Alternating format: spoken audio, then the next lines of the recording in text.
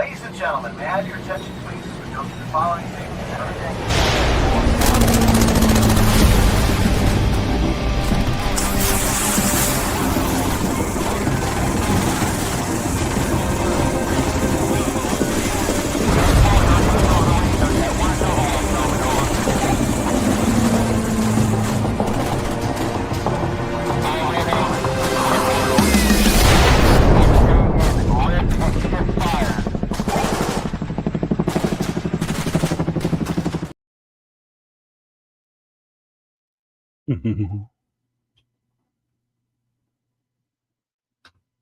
What's going on, everybody? This is the Triple Threat Vet Podcast. It's time to check in with Matt Johnson. This is the big show for us. We got Howell Petraeus on.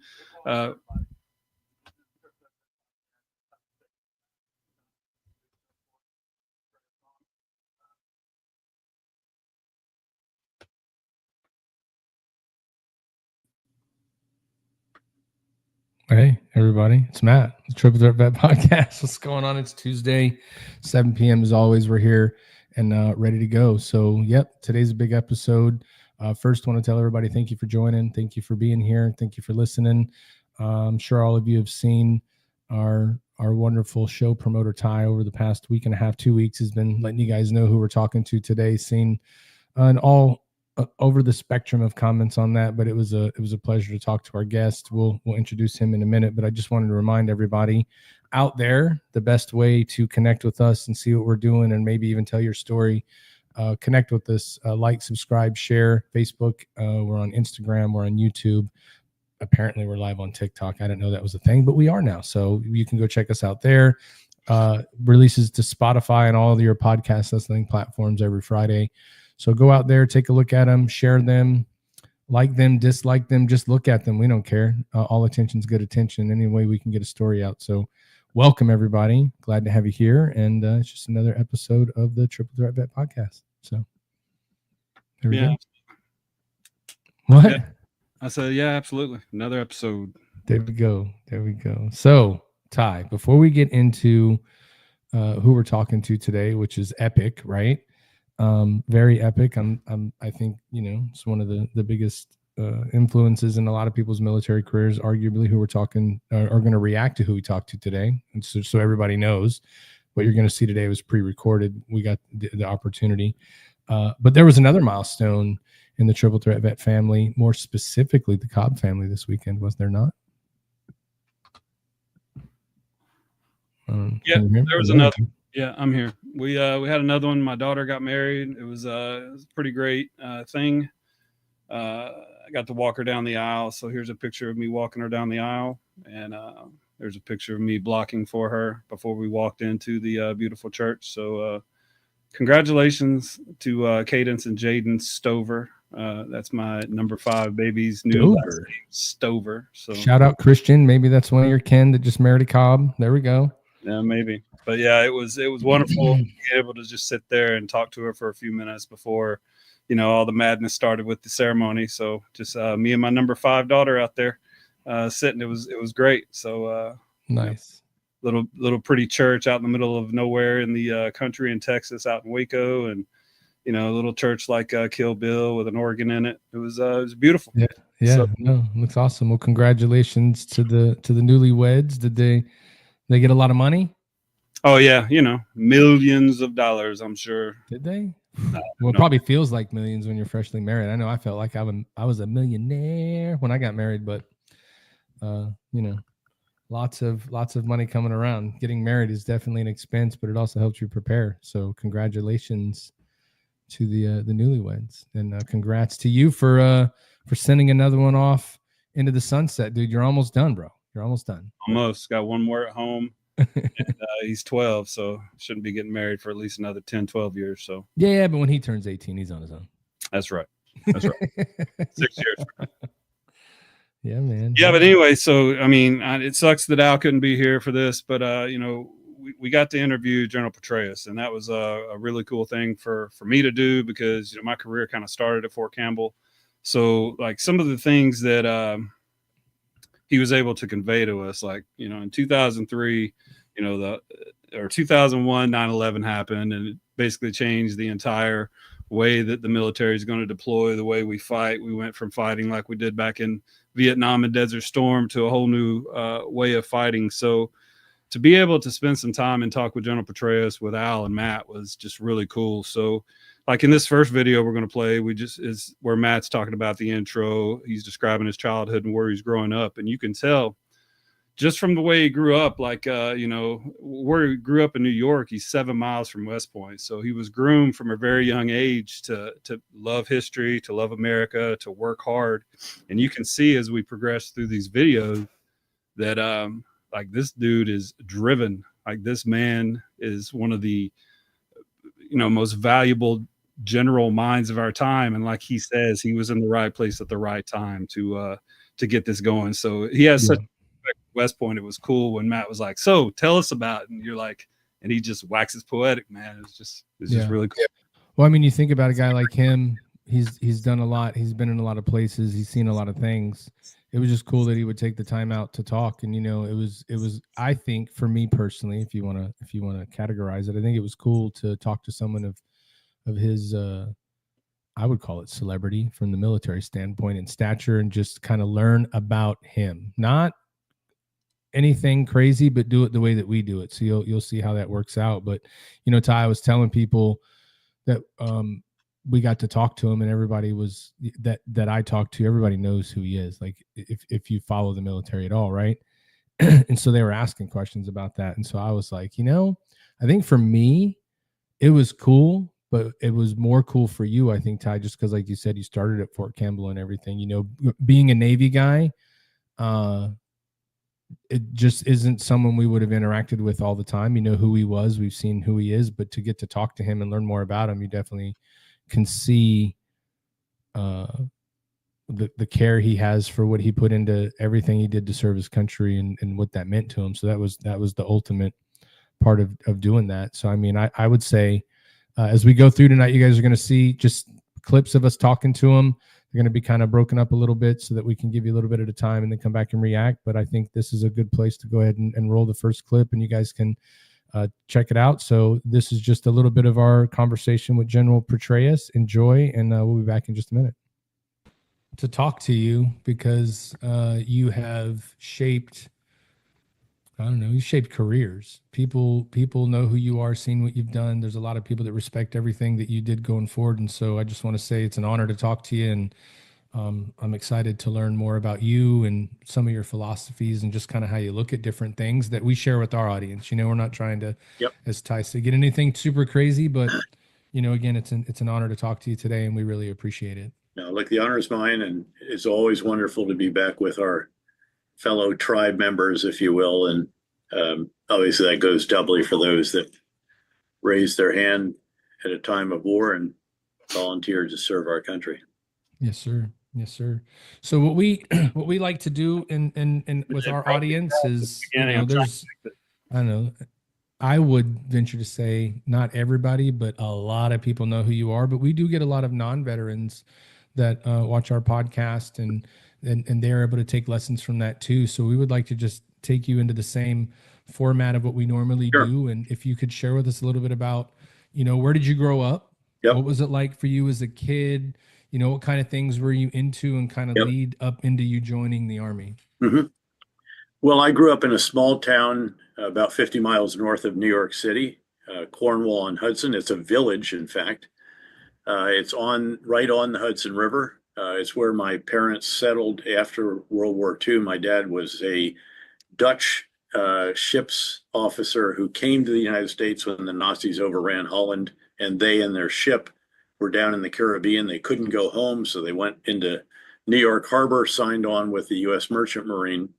It's where my mother met him. She was doing stuff around those causes at that time to support them. Very long war for him, longer than all others, because he was already at sea by the time the Japanese bombed Pearl Harbor.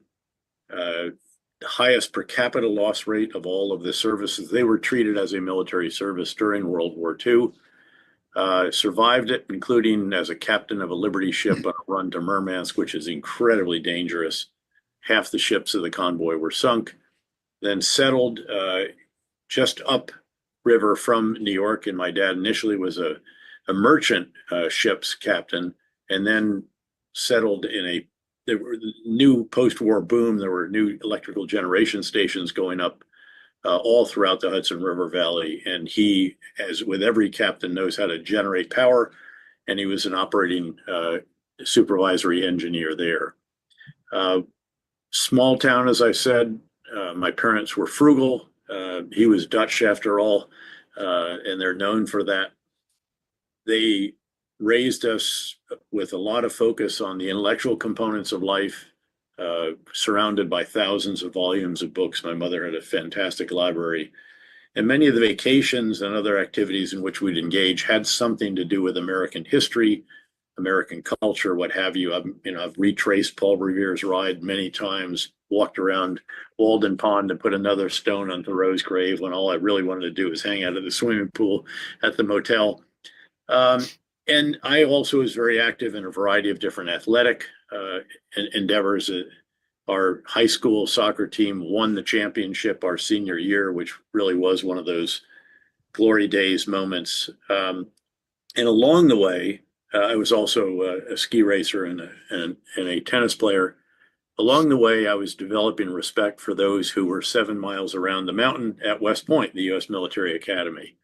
And in fact, in my own village, half of the individuals to whom I delivered a newspaper in the morning were either graduates of West Point or staff and faculty at West Point, former professors at West Point, you name it. And they had a big influence in our town, including our soccer coach, who was doing it for $1 a year as a retired colonel, who had actually coached earlier in his military career the West Point team when it won a national championship. Back, I think, during the war years, actually, when everyone else was off fighting. And because of that, I think, you're often asked, why did you do what you did? And you reflect on it. And it's often because you respected the people who were doing it before you. And I had a considerable amount of respect for those who were at West Point and those who were products of West Point. So my parents drove me 7 miles around Storm King Mountain, dropped me off at the reception location there, and then spent the next 4 years at West Point.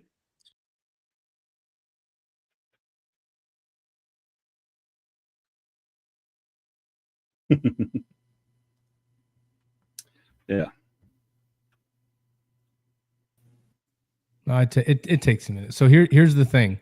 When I watch him talk about that stuff and looking at it, I think that one thing you can take away is from early in his childhood, from his mom and his dad, and hearing the stories of World War II and then the things he went through, and then just so happened to live right around the corner from West Point. You see a guy that's already seeing what it means to serve and seeing what the importance of that is. If you live in a village right around the corner and, all the people, attended West Point, graduated West Point, they teach at West Point, they have a dealing with West Point, and, there's a huge, I would just say, devotion to duty and pride of America. And especially in the time that was when he was growing up, that's like living in College Station your entire life and all you see is Texas A&M, or if you're around living in Gainesville and all you see is Florida Gators walking around, you're almost like, hey, that's where, I'm going to go. And so it was just interesting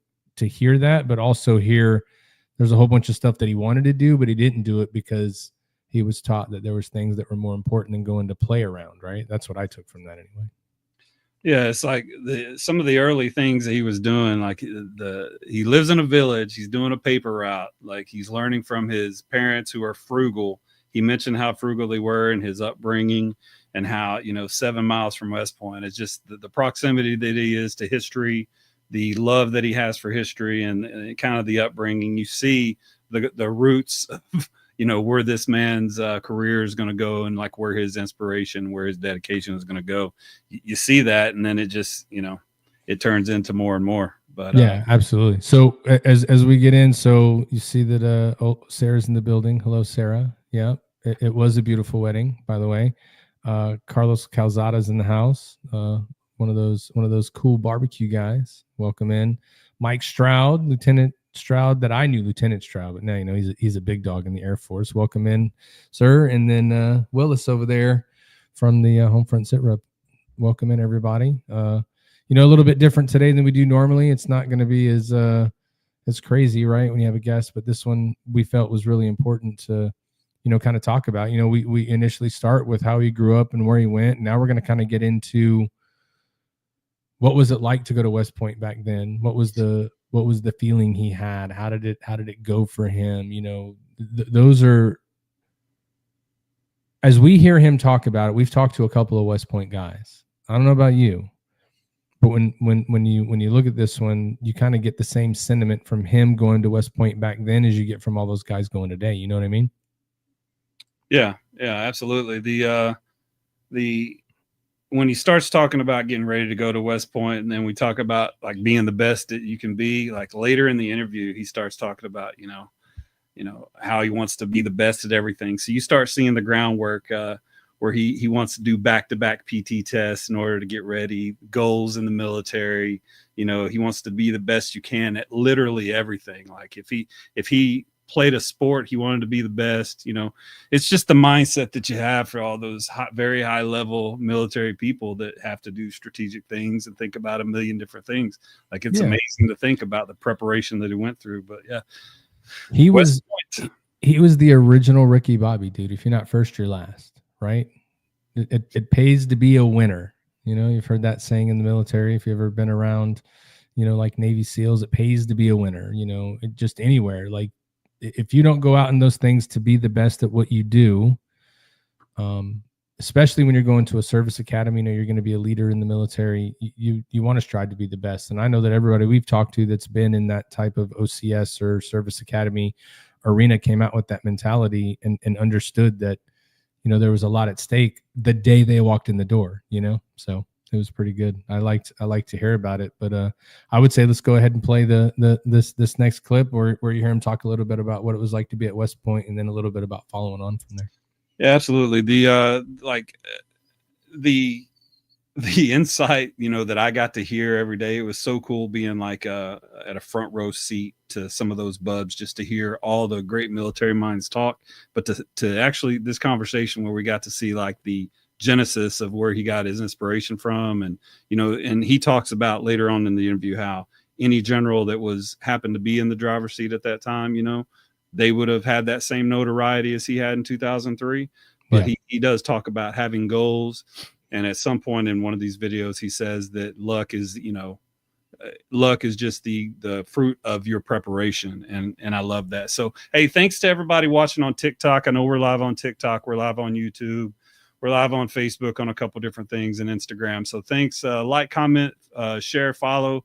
And if you got a story about General Petraeus, go ahead and throw it in the comments. And if it's good enough, we may pull you up onto the show. So without further ado, let's go hit that next video. A couple of profound discoveries there. I'd done very well in high school. I was honor roll. I was youth in government, led our local youth group. As I mentioned, played several seasons of sports each year. But here I learned that if I really applied myself, I really could be in the very top of a class that was quite selective and competitive. And as a reminder that life is a competitive endeavor. You don't get a trophy or a t-shirt just for showing up. You get it for the results that you achieve. But also drove home to me that even as you're trying to be the very best, at least that you can be, if not the very best overall, you also need to be the very best team player that you can be. And that was solidified after graduation when I went to Ranger School. And I prepared very, very thoroughly for this. I didn't just do the Ranger PT test once to the maximum to get the top score. I would do it back to back to back on a hot day at Fort Benning on the same field where you would actually do it when you entered Ranger School. So that if there was a tough Ranger grader or something like this, it didn't matter how far they want me to go down and push ups. I'll touch the ground if I need to and come back up, and I'm going to max that event. And prepared for it in every other possible way, memorize the various elements of operations orders, and got many, many extra uniforms so I wouldn't be stuck doing laundry at night where everybody else was. I'd just go out to the car, get a bunch of used ones in and go to sleep. And there I got every award that was given. But one of those was for being the best ranger buddy you could be as well. It was actually a combination of land navigation and your peer ratings. And it was a reminder that, again, it's not enough to just be number one. You also want to be the very, very best team player, the very best ranger buddy that you can be. And so a lot of that came out of the experience at West Point. I think I was one of two individuals in our class of 1974 who had a varsity letter, had stars, top 5% academically, and was a cadet captain.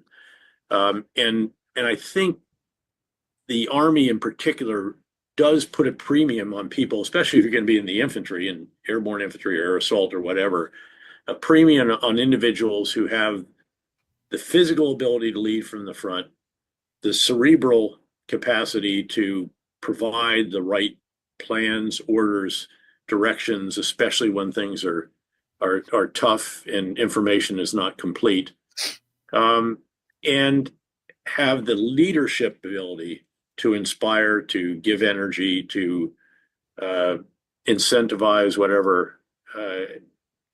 And that's, if you realize that this is what your institution values, and you have a sense that, I think I can do pretty well in these three different areas of essentially academics, athletics, and leadership, that's a pretty magical realization. And it's really why I stayed in the Army as long as I did. It was because I found physical challenge, intellectual challenge, and leadership challenge. And of course, that's magnified many, many times over when you're in combat, and especially if you're leading really large organizations in combat, as I was privileged to do. And so when you went into West Point and then going into your first part of being into the Army, was it always your goal to take the path that you took, or did you figure out what path you wanted to go into after you got into the academy? Yeah, it's a good question. First of all, I should note that at the second year mark at West Point, the day that you set foot in your first class of the third year is when the obligations begin. And I actually thought twice about it. I had some scholarships and some other great acceptances. I remember calling the soccer coach at the school that had accepted me and given me basically a full ride, a combination of academic and athletic scholarships. But at the end of the day, went back into the, reported back for duty, graduated. I should note that I also met my wife there, and she ended up being the superintendent's daughter, which was a bit awkward. Met her my senior year. It was a blind date. I had no idea who I was being set up with. She had nobody knew who I was. I wasn't the guy. She was originally one of the regimental commander's wives wanted to fix her up with one of my classmates, but he was busy. So by default, somehow I ended up, and we hit it off, obviously, but it was very awkward because nobody wants to be dating the boss's daughter, especially in a very small fishbowl like you were Maverick like before Maverick was on the big screen. Well, there is that. So my classmates would remind me of that periodically. And are we? Yep. Oh my gosh, look at this. Yeah, there we are, the young almost newlyweds who weren't married yet.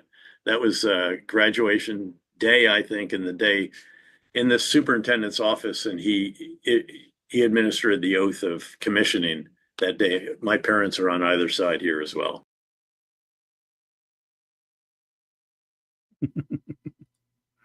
Very nice. So I will tell you, I think you shocked him, number one, when you pulled the picture up. He was just like, oh my God, yeah, that's me. Yeah, I think he was like, what the hell is he pulling up? Yeah. He was like, wait, what? Oh, yep, that's me. And then the other part, it's pretty cool when you talk to any of the guests that we ever talk to. The thing, if you do this long enough and you're privileged enough to talk to as many people as we get to talk to, no matter who, what, when, where, why, or how, it really, doesn't matter. When you can ask a question to someone like him that's had, what did you think, 1 million questions asked or more of him in a lifetime, if not half a lifetime, for that guy to go, that's a good question. I was like, dang, I hit that one. Let's go. Right. Yeah.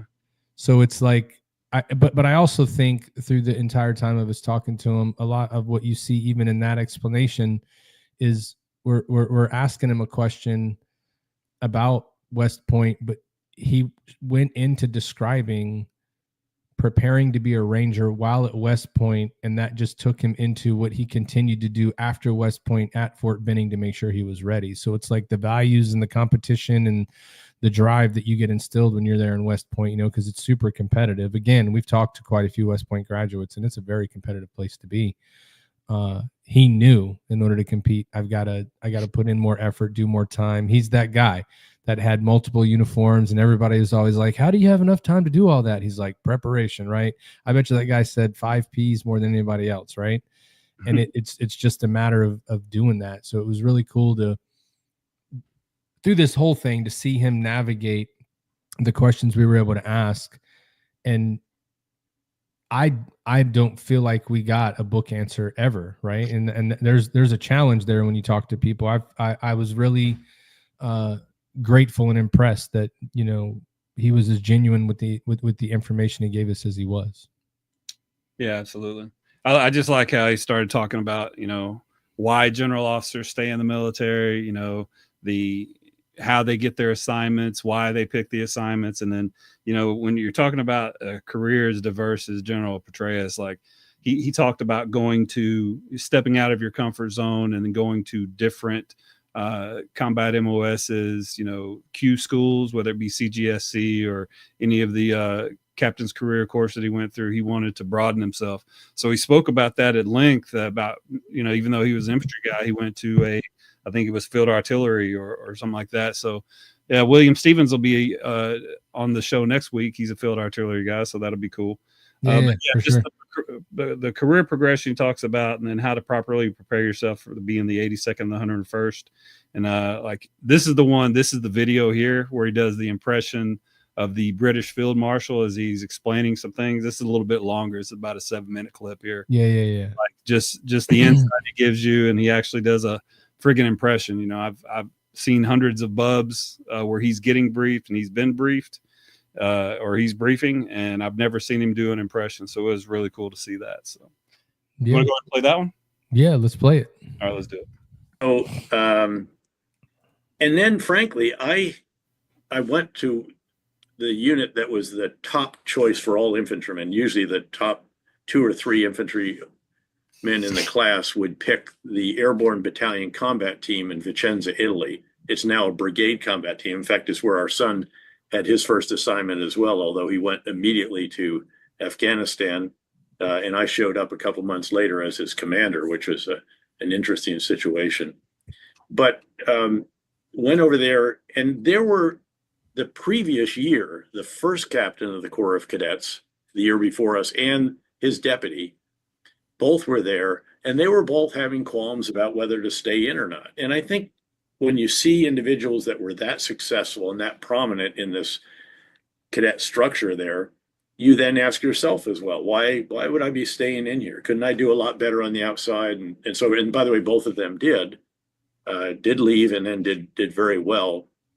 But again, I realized I'm not sure I can replace what I'm doing here, which again puts a premium on qualities and attributes that I seem to have.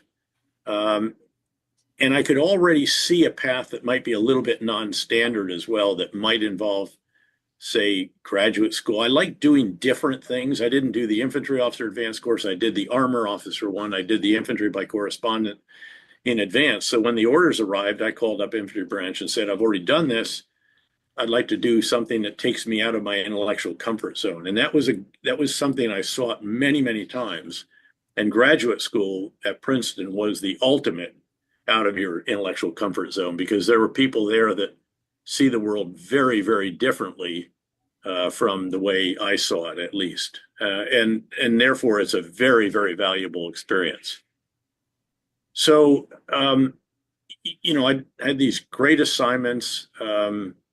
Each one had something, a new element to it. I was the aide to the commanding general of the division at Fort Stewart, Georgia, for example. And it was a really rewarding assignment where someone who eventually became the NATO Supreme Allied Commander Europe. In fact, I went with him for that as well. I was a speechwriter. Just when you sort of get, I think I'd done about 8 years or so in the infantry, and you did the walk to daylight enough times and all the rest of this stuff. And all of a sudden, they offer you the opportunity to go to graduate school, the first year of which, by the way, you're already ready to get back under a rucksack. But it's again, the diversity of opportunities in the military I found to be really very stimulating. And it sort of went that way for the rest of my career, noting that I managed never to set foot for an assignment in the Pentagon. My last assignment there was as the executive officer for the chairman of the Joint Chiefs, after which I went back to the 82nd as a 1-star and then had these other assignments that folks will know a bit better. Yeah. So, you alluded to, going from West Point to the hardest unit, right? That's the hardest unit. So knowing that, I had a question that I wanted to ask you about what you were bringing up at the tail end of that. You were a part of two of the most storied units in the Army in history, 82nd Airborne, 101st.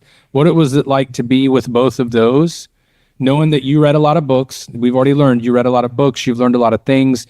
You've prepared yourself for a lot of the success that you've had, which, it's not as easy as it sounds when you say it. Yep. What was it like to be a part of those units? And were those two units that were on your wish list to go be a part of because of who they were? Yep. First, this prompts me to offer an observation that luck is what happens when preparation meets opportunity. And I worked really hard. I mentioned already the preparation that I made to go to Ranger School, for example, the preparation for other assignments over the years, this individual study of counterinsurgency, all of the different activities that you pursue, some of them taking you out of your intellectual comfort zone deliberately, and developing skills that you otherwise might not have worked on. And so there's also that adage, the harder I work, the luckier I get, and this kind of thing. I think that really is true, without question. And so people will say, well, Petraeus was lucky. There was luck. There was timing, but for 6 months, I might not have gone into Iraq. The previous commander might have done it with the great 101st Airborne Division. That was a bit of a breakout moment that would have, again, not been. So there is timing and the rest of that. You can prepare all you want, but if the opportunity doesn't come along, well, you're not going to demonstrate what happens, i.e. that you get lucky. But in my case, that did actually pan out. And I had this actually in mind, honestly. This is slightly embarrassing as I look back on it because it's a bit sort of crazy. But when I was a second lieutenant, we were over jumping with the British parachute regiment in England. And I had a second lieutenant was my sponsor. And we made, I think, 5 or 6 jumps out of a balloon, which is really thrilling, by the way, because there's no sideways motion. It's just straight down. And it's at 650 feet, not 8 or 1,000. And when you step out, you go straight down. The sense of falling is incredible. And the ground rush is just nothing short of insane. But anyway, so we had these great jumps. He said, well, let's have a cultural experience this afternoon. What do you mean? Well, I'll take you to the pub. Terrific. Let's go have a pint. But I said, could we stop at that military sales store that I saw right outside the gate here? He said, oh, yeah, that's run by the old regimental sergeant major. So we go in and, hey, lads, lieutenants, how can I help you? And I said, well, I was sort of wondering if you had any used field marshal's batons. And he obviously laughed and, shook his head. He said, well, fresh out of those, mate, but I have this little swagger stick. And I bought that swagger. I wanted to buy a field marshal's baton because I wanted to put it in my rucksack. And every time I was rummaging around, I'd touch it. And I'd be reminded of Napoleon's adage that every soldier can be a field marshal on a given day at a certain time, and you need to be ready for it. Every soldier carries a field marshal's rucksack. Every soldier carries a field marshal's baton in his rucksack, if you get the illusion. Mm-hmm. So I actually took that swagger stick and I tied it to the frame of my rucksack with 550 cord, that green nylon cord, whipped off at the end, burned, of course, with the right knots. And every time I touched that rucksack, I was reminded you got to be ready. And that was the intent of that. I mean, it seems a little bit sort of nonsensical now, but I was able to keep that for quite a long time.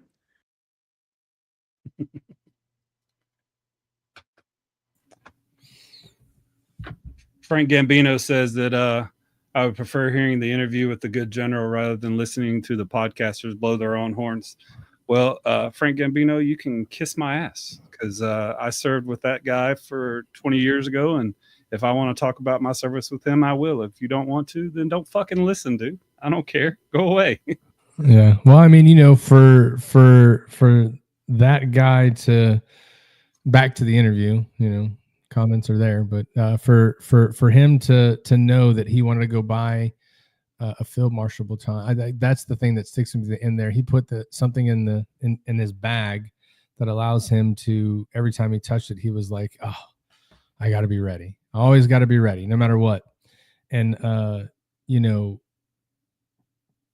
it's still funny. He's out there training and he's like, hey, can we just stop by that surplus store because I want to buy something? Like, he didn't care about the pint. He wanted to go get the stuff to prepare him for the next level. That guy was always thinking about the next level, the next thing, what he was going to do next, how he was going to approach and prepare to do the next thing. You know what I mean? So that's what I take the most from that. But we have a friend of the show that just jumped in, right? Yeah, absolutely. Let's bring on David Willis. Let's bring that guy on. What's going on, buddy? What's going on, fellas? Hey, Julie, thanks. Appreciate it. You're the best. Oh, yeah, that was fun. That was fun. We had good timing, dude. Good timing. Yeah, it was a good time because we literally just walked in the door from the baccalaureate mass, and I was sitting in the kitchen. I was like, what am I going to do for the rest of the night? Because I'm, not normal, not having anything to do. And then you both texted at the same time. I was like, that's what I'm doing. There you go. Well, welcome back. Well, thank you for having me back. Yeah, man. So I know that you got to watch the first little bit of it. So what do you think? Like, tell us so far of what you heard. What do you think about growing up for that guy, his preparation, going through West Point, getting in? Pretty interesting, I think. Oh yeah, very. I mean, just to hear his mindset. I mean, with anybody who joins the military, we want to be the best at what we're doing, regardless of what we're doing in the military. You could be the best motor T guy out there. You can be the best infantry, best sniper, whatever. You just have to have that mentality of, hey, I want to be the best. And I teach that to my daughters now. I'm like, bro, yeah, you have practice Monday, Tuesday, and Thursday, but you can still practice the other days when you're not doing practice at work, because practice only makes you better. And that's what he does. That's what he did, and that's what made him who he was. With me being a Marine, I knew who he was. And I'm like, he was very inspirational. I mean, that was, yeah.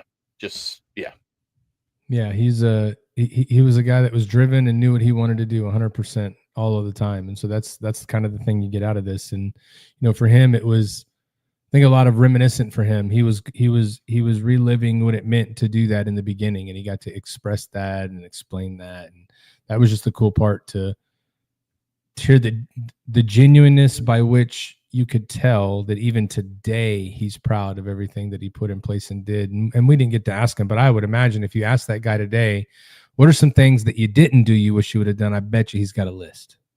He's got to have a list. Yeah, he's got to have a list. I think we all do, though. When you're in a senior leadership role like that, you look back. They say hindsight's 20/20. Could you have done something differently? Like, prime example, when I was a corporal on ship, we were on the USS Nassau, and we were doing a med float, and we had this one Marine that refused to take a bath on, and we're on ship, and we got coffin racks, and they're stacked on top of each other, and the junior Marines that were there in his little area kept coming up to us and saying, hey, this guy's not wanting to take baths. And so we took him all the way up to a battalion level NJP, and he still refused to take a bath. Well, needless to say, other Marines decided to take it upon themselves and give him a GI shower. And hindsight's 2020. How could we had did that differently? Mm. Of course, back then, hazing was kind of uh, getting phased out, but not really phased out yet.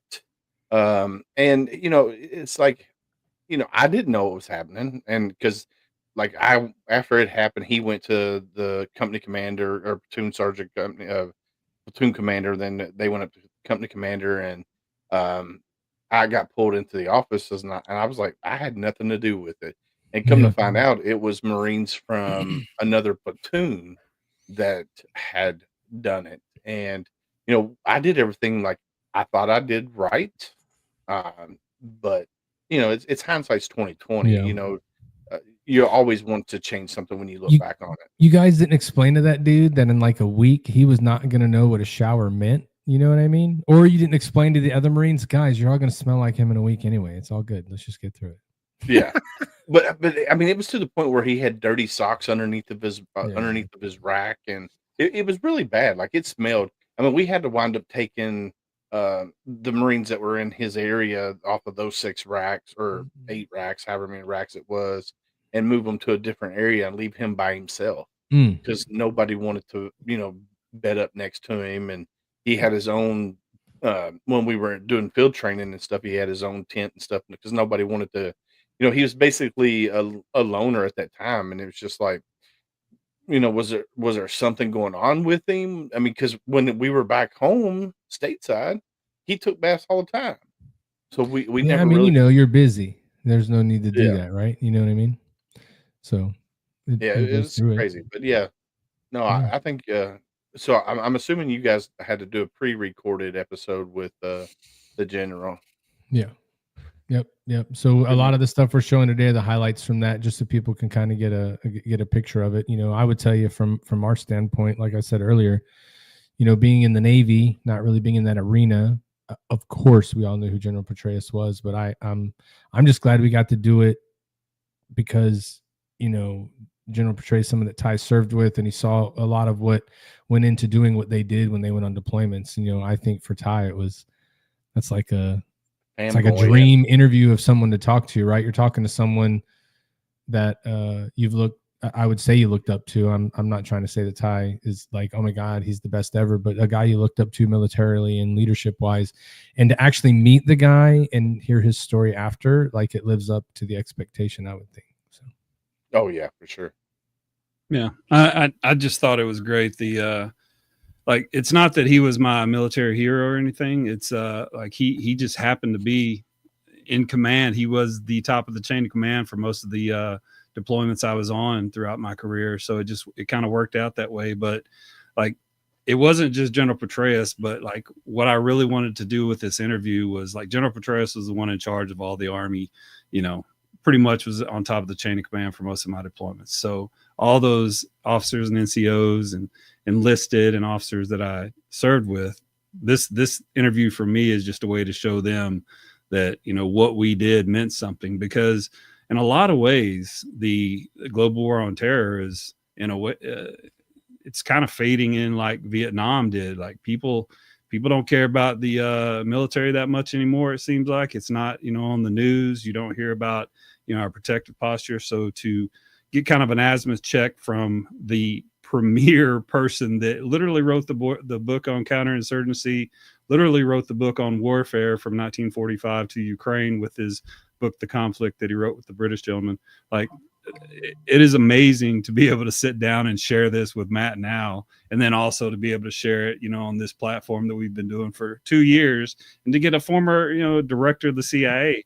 I'm excited about that. A former, 4-star general, former commander for ISAF, CENTCOM commander. Like, it was just cool to be able to share that with them because, they're Navy guys. Yep. They weren't at Fort Campbell. So some of the stories they share with me are like amazing to me. Yeah. And so me being able to share this with them is just to be able to show them my little piece of my amazing. Yeah. Career. And that's the coin on the table, dude. Now it's like top that, right? Top that. Yeah. One.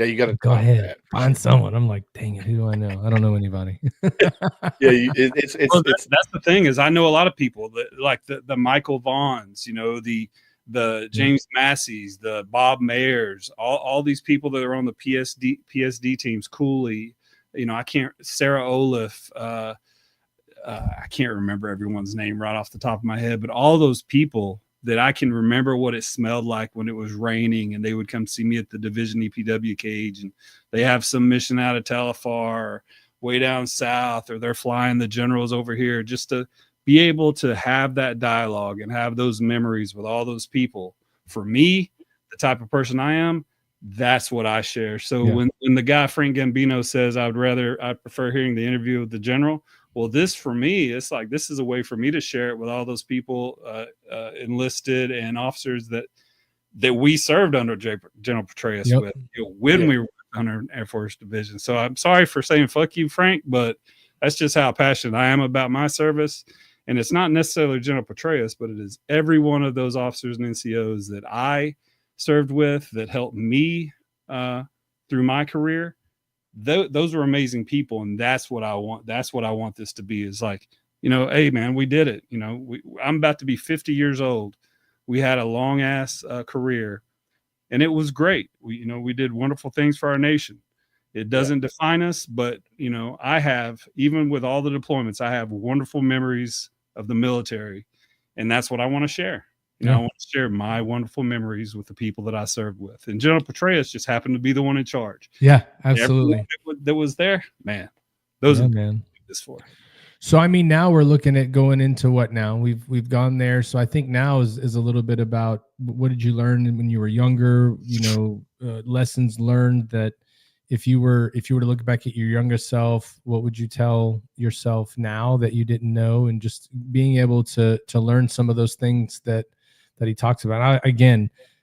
This was a good one because you ask him a question and he would just answer the question, and it was great. There was not much to have to go after that, but I don't know if you want to introduce this next one, Ty. We can go ahead and play it. Yeah, absolutely. So this one, he starts talking about all the deployments, and you start seeing how, like, when I say he wrote the book on counterinsurgency, he was literally the one in 2003 when we moved up from Kuwait all the way through to the Turkey border in Mosul Airfield. He wrote the book on counterinsurgency to win the hearts and minds of the Iraqi people and eventually the Afghanistan people, because he was the CENTCOM commander. He wrote the book on counterinsurgency, on how to take care of the royal fighting environment that we were in both those theaters of operation.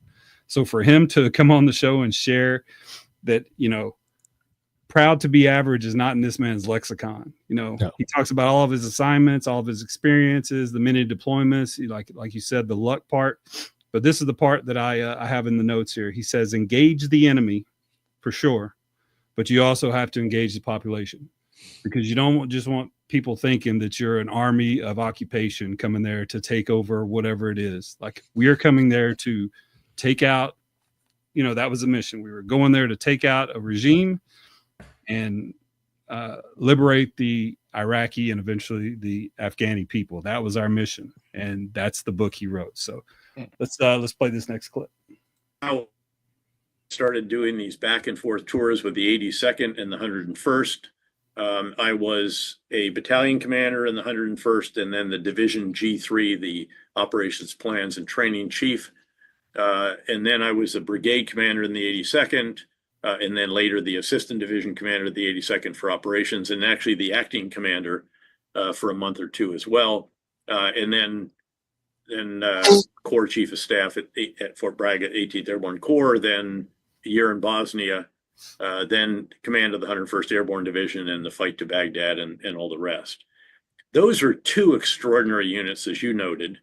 And I was privileged to be part of them at a time that the World War II generation was starting to retire, still very vibrant, still very physically active, because I would often be the one sent to these different reunions that they would have at least once a year, and sometimes they would have a winter one as well. And being around the old paratroopers who had stepped out of the door or ridden a glider into Normandy was just nothing short of thrilling. And for many of these individuals, they'd come home, they'd help build the greatest country in the world, the greatest economy, and all the rest of that.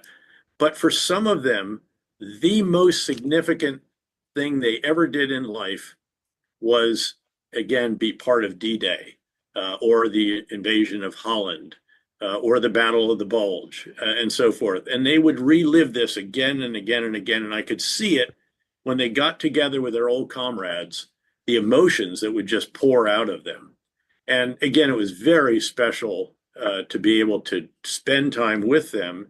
And then, frankly, in a way, to stand on their shoulders as the 40th Eagle 6th call sign for the commander of the 101st and the 8th to command the division in combat, but always with those who went before us and really elevated the reputation of each of those divisions to what it is now, and how recognizable the All-American patch and the Screaming Eagle patch is for individuals through movies and the rest of that.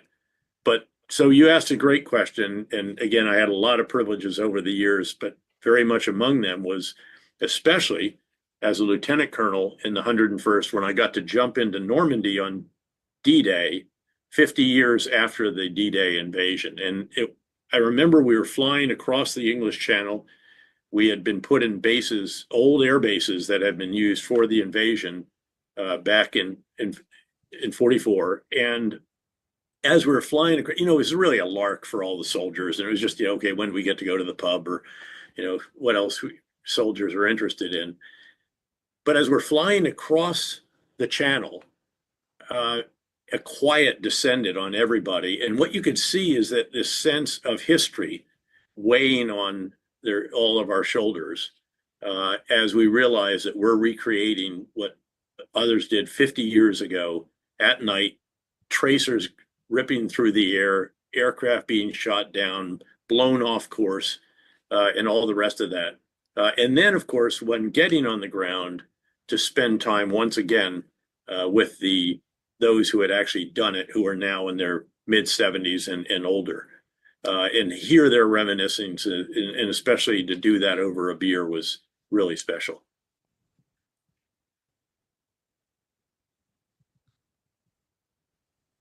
So, Yeah, you alluded to young Second Lieutenant Petraeus, right? I'm curious to know, with all that you've accomplished and everything you've done throughout your career, what advice do you give that young Second Lieutenant today? Well, it comes back to something that I mentioned I sort of discovered or stumbled into, which is that life's a competitive endeavor. You don't get a trophy just for showing up. And beyond that, a message that I took to the cadets at West Point after my first tour in Iraq. So as a 2-star, I called up the commandant and I said, I want to talk to the seniors who are about to graduate within 5 months, and got them all in a big auditorium. And I said, you guys need to know that nobody is impressed by somebody who is proud to be average. You're soldiers and you are going to combat. The whole reason was that now that we had both Afghanistan and Iraq going on, this was not another hit or miss situation where you were either in a unit that went to Desert Shield and Desert Storm, or you weren't, maybe I don't know what percentage the Army did and did not. And then it was over very, very quickly, the war. This is a case you are going to war. Maybe it's a year after you commissioned or right away, but it's going to happen. This is not a possibility. This is a certainty. And the greatest responsibility and privilege in life is to lead America's sons and daughters in combat. They're all volunteers. They recognized what they were doing, and they wanted to come to the aid of our country after we were attacked. But they want the very best leader possible, somebody who has done everything he or she can to master the profession at that level. The tasks of a rifle platoon leader, whatever, the drills, all of these. And again, they're not impressed if you're a big man downtown on a Saturday night getting drunk or whatever. They want competent leaders who will indeed inspire them, provide a great example, lead from the front, and give them the best chance of coming home alive. And the truth is, at West Point, oftentimes it's maybe half the class that has realized they're not going to be a top 5%. They're not going to be this. Let's just have fun. Let's be satisfied with the gentleman's be, essentially proud to be average. But in wartime, that's not the right answer. And I really tried to impress on them how important it was that they truly did focus on the tasks for which they were responsible at their level when they arrive in a unit. In fact, when I was a battalion commander and the new lieutenants would report in to the great Iron Rakistan Battalion, 3rd Battalion, 187th Infantry Regiment, the only battalion, light airborne, air assault, or ranger that was in all of the wars, because not all the regiment was in Vietnam. I think they were there for 8 years, but they did World War II, Korea, Vietnam, Gulf War, etc. And when they would report in to me, first of all, they had to have a high and tight. They had to have already joined AUSA. I think we had a whole series of, you don't see the boss until you've already done these. It's just the way it is. And there's no, if you don't want to, go down the street. But they wanted to come to that unit because it was seen as something, trying to do something very competitive. I'll just give you one metric, is that at the end of my 2 years in command of the 3rd of the 187th, we had 3 times the number of enlisted and non-commissioned Rangers of any other unit in the division. I think any other conventional unit outside the Ranger Regiment. It was just a machine. But I would give them a test, a tactical test, and they would flunk it. I mean, it was simple stuff like, what are the distances? What are the types of formations? When do you use them? What are the drills for infantrymen? And again, all of this is very straightforward. The ranges, max effective range of weapon systems, maximum range, rates of fire, and so forth. And they could not get this right. And I would express grave concern. I would give them another test, plus at Field Manual 7-8, rifle platoon and squad, and say you go home, you fill that out, have it in my inbox before I arrive in the morning. Say, what time do you come in, sir? Well, I said, I don't know, it depends on the day. So they'd get it in there really early. And actually, it was really sobering for them because, this is this nice occasion. Welcome to the battalion. Here's a test. You just flunked the test. This is serious. You got to get on your game. And so that's what soldiers want.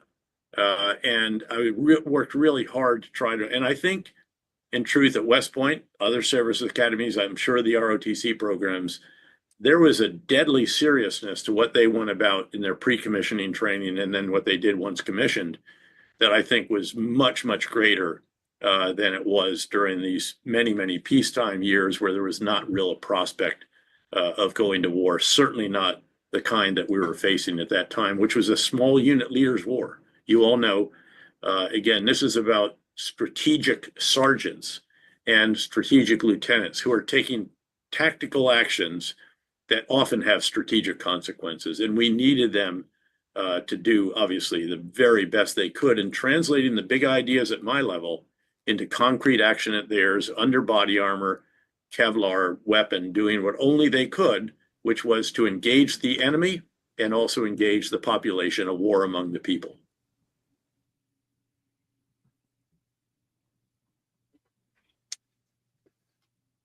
That's some powerful stuff.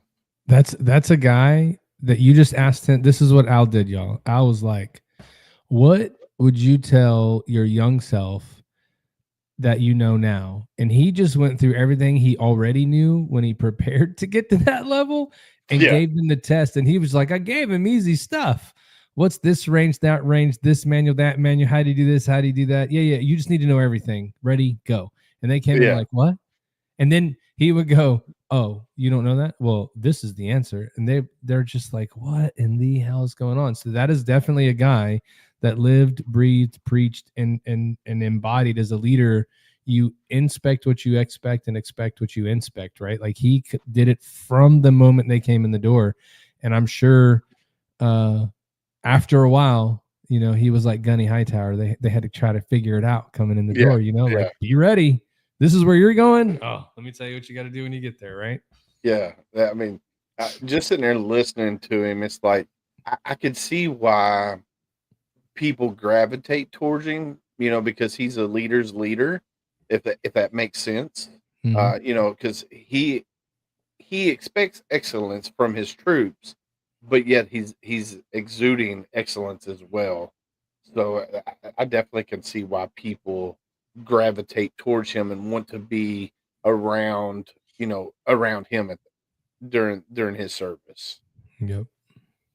Right. Some of the most mesmerizing parts of it is just his recall that he had. Like he could hear a brief and then, be talking about that thing 3 weeks later and literally brief word for word what someone said to him if they were trying to change up a brief. So the attention to detail that he had, the very strict regimen he had for all officers that served with him, whether they were on his staff or whether they were part of the direct support in the brigades, he would bring up people and do runs. Funny story, in Iraq.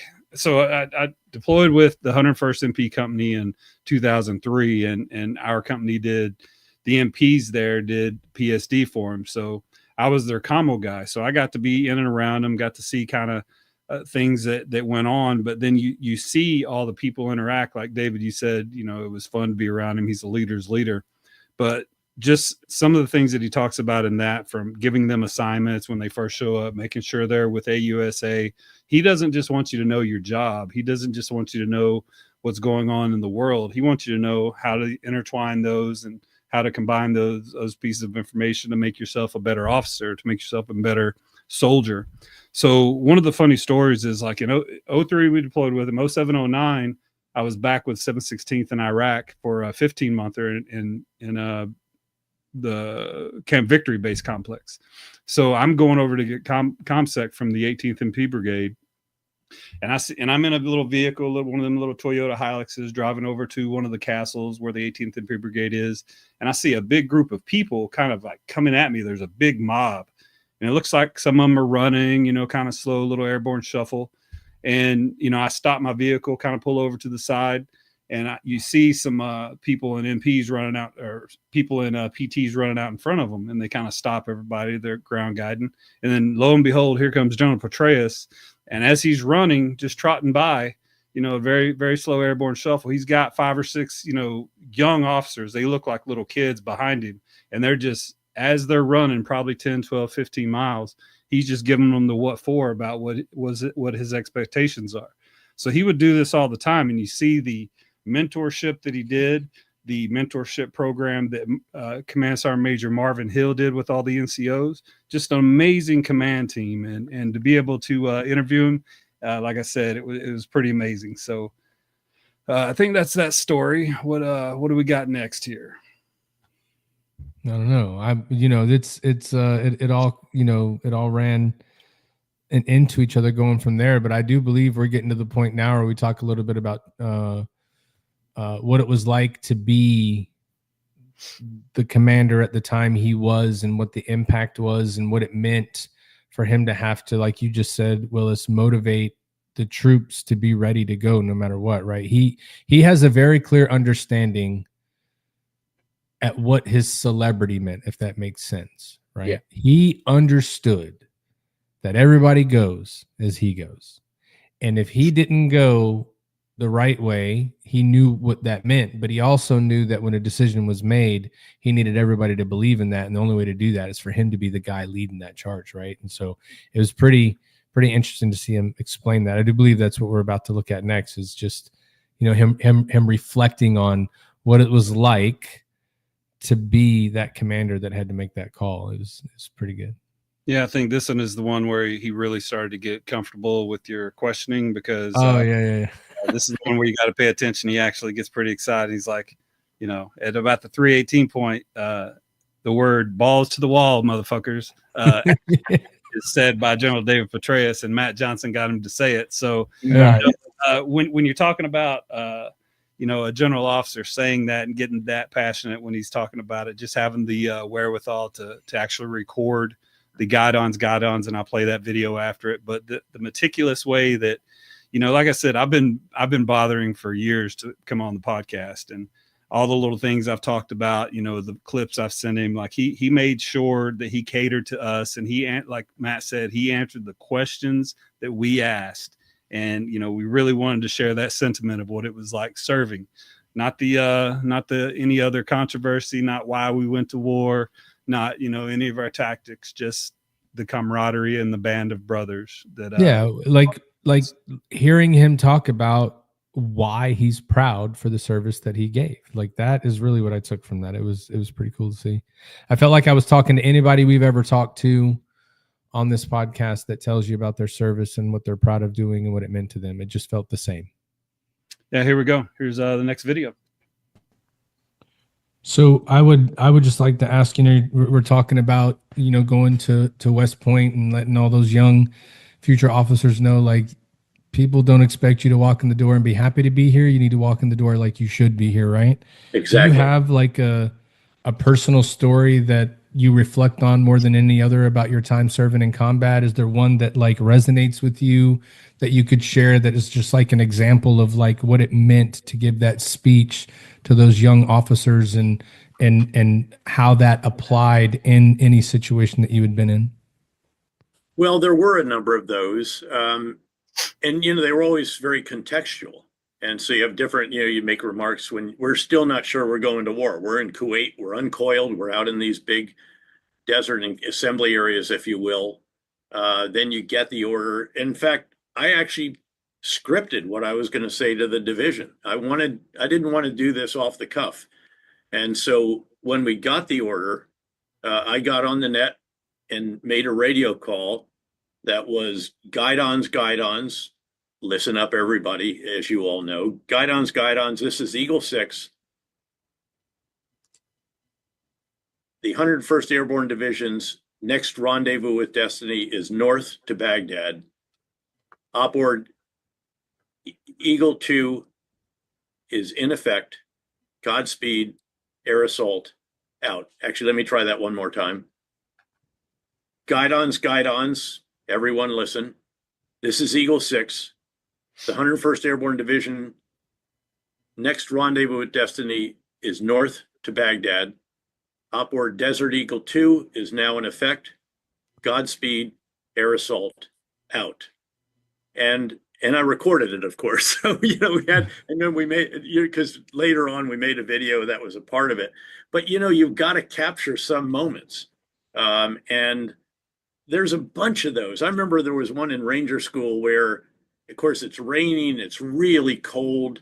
We're very, very tired, and we've been under a poncho and all the rest of this stuff. And God, it was hard. In fact, a bunch of guys had fallen asleep including the Ranger lane grader. And we were going along, and it actually was going pretty well. But then it turned out that a lot of folks had not heard some of the order, et cetera. It's just a real difficult situation. And they called a halt. Everybody's sitting on their rucksack with poncho over them. And they said, "Oh, hey, Ranger Petraeus, you're new patrol leader. And so what do you do?" And because everybody's just really dragging. And actually, the problem is that some of this is a bit profanity laced. But, I got up, Rangers gather around, balls to the wall, motherfuckers, let's do this thing. And okay. But it's just, what's the moment? There are moments when you're just very, very serious. You're a bit more cerebral. You want to lay out the context for a situation. You want them to understand what we're doing, why we're doing it, and what that context is, all of this. So there's just a lot of that. It's a flood of memories that come back. There are memorial services that were very, very significant. We lost a military police battalion commander in the early months of the war in Iraq. It just really struck a lot of people. It was one of those where when the coffin arrived at Nashville, the roads were lined for whatever 50 miles it is from the airport all the way to the gates of Fort Campbell, Kentucky. And again, those kinds of moments.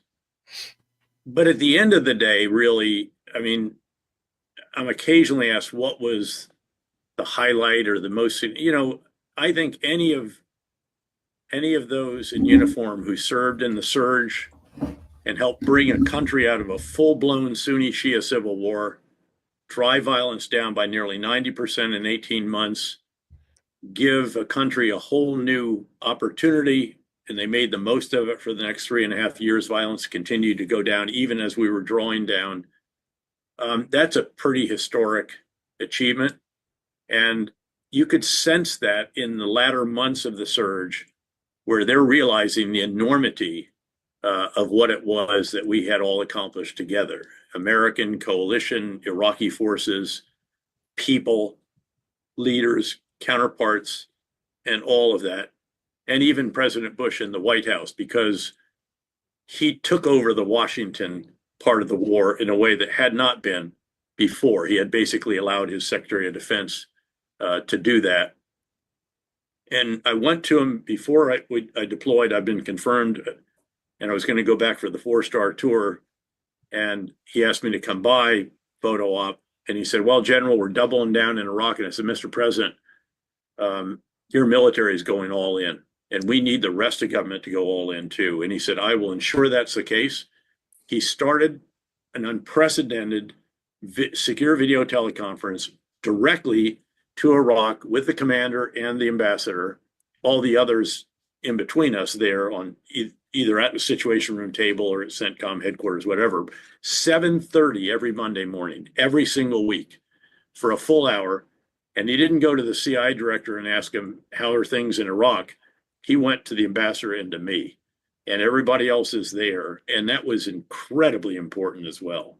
But in terms of just sheer real achievement that one looks back on and wants to see on that white cross, Iraq, the surge, Afghanistan, just very different, also a privilege, but so much more challenging because of the sanctuaries the enemy had in Pakistan, lack of money on their part, terrible corruption, lack of education, illiteracy, lack of infrastructure, landlocked mountains, all of that. Not something that you could flip the way we were able to flip Iraq, and something, again, that was really very historic. Who's the guy with no hair on his face? Who is this guy? Who is that guy? You're muted, bro. You're muted too. I didn't mute myself. What's up, fuckers? Who are you? I'm the new guy. I'm the FNG. I'm the fucking boot. Nice. I love it. Oh, dude, those steel cups you're drinking out of, those are awesome. Little 4 roses. Well, to cap the night off. They keep everything super cold for a long ass time.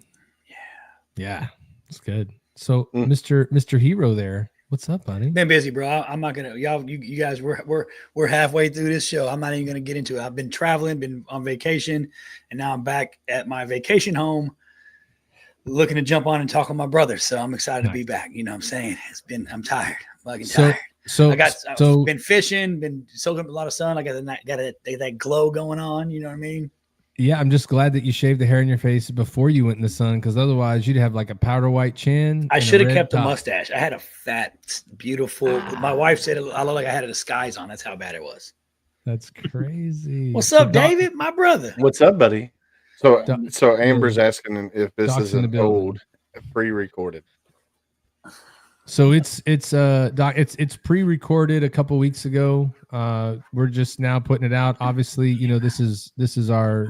So when you guys see this, when it comes out, where we're at right now, you're about 15 minutes. You can go to Spotify, and you can just watch the actual interview we did with him, uncut all the way through. It'll be up at 8:30 Central, 9:30 Eastern.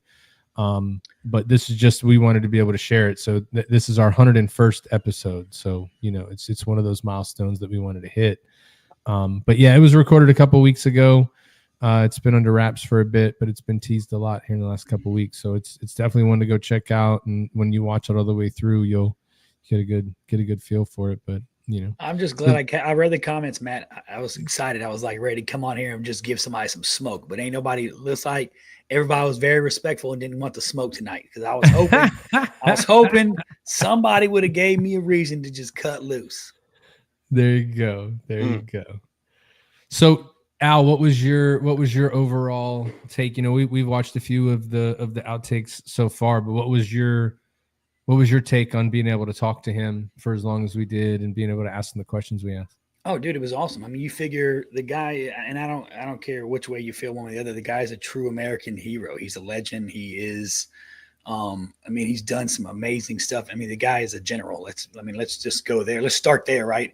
I mean, you don't get to that point in your career without being an outstanding soldier, an outstanding leader, and taking care of people and doing the things you're supposed to do to get to where you're at. So I was elated, right? Because I've been a fan of his. I served in country.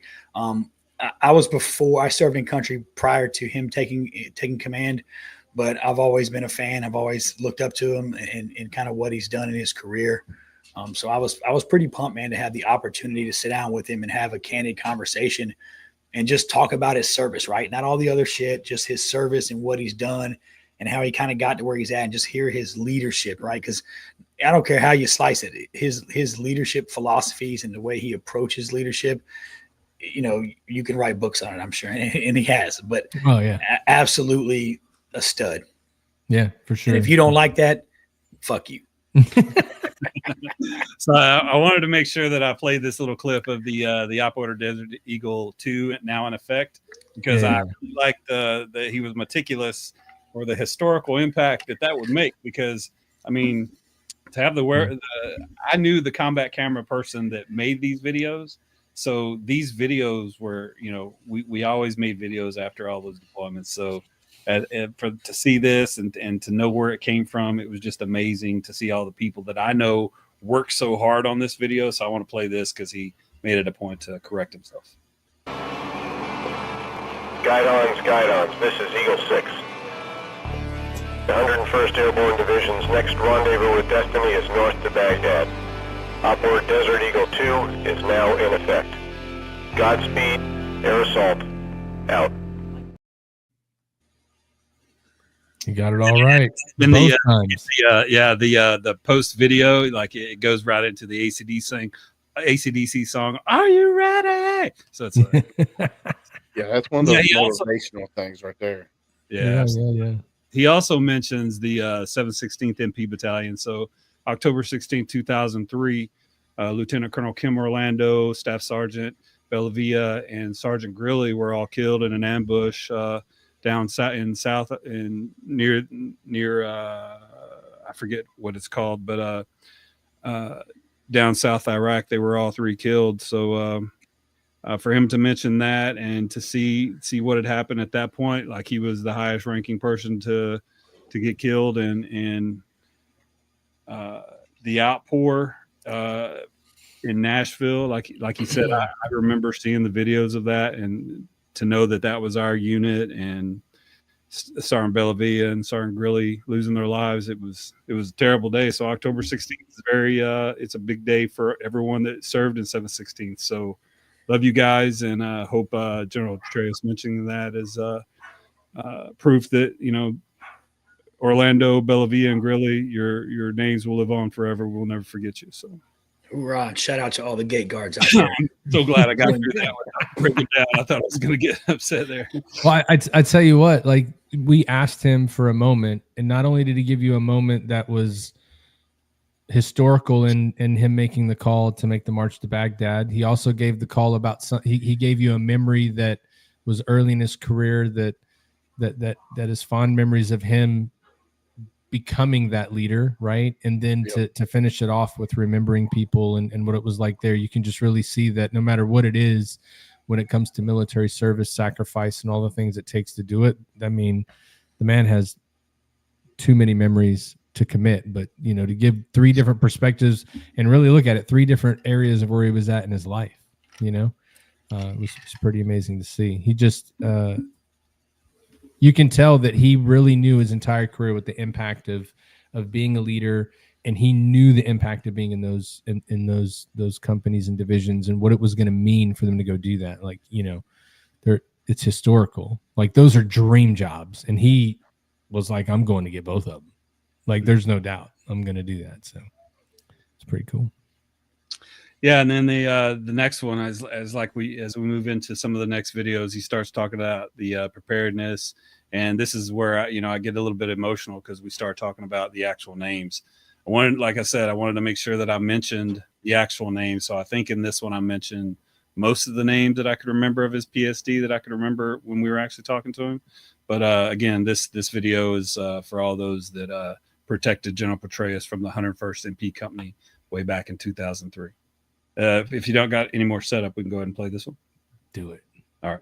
I'm at a loss of what to say, though. I mean, it's hearing you talk about this, sir. The preparation, the being prepared, so that when your chance does happen. Let me just convey this. When I got to Fort Campbell, I went to the 551 MP Company.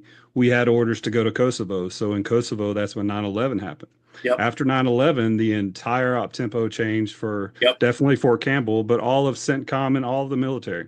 Yep. The progressions that we did, the things that General Richard Cody's office put out to prepare us for Anaconda, we sent a platoon to that, and then everything in motion that went from 2003 all the way to the end of my career were things where the 101st set into motion all those things that are going to make you successful. So everything that you talked about is what the leaders like Staff Sergeant Massey, Staff Sergeant Vaughn, you're in COIC for your PSD, Staff Sergeant Rupp, Sergeant Major Hill's team, Olaf Cooley, Glazier, Shute, Mayer, Miranda, DeJesus Smith.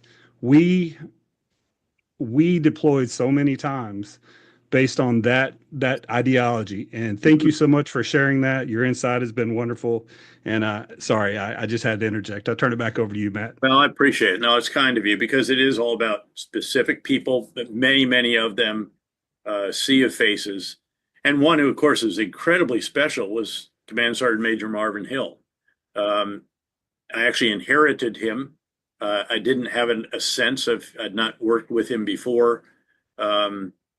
He had not been in combat, nor had I. He'd been in various other operations. I'd done Haiti, done Bosnia for a year. I even was in the Central America, but not the kind of combat that those in Desert Storm had. And he turned out to be just incredible.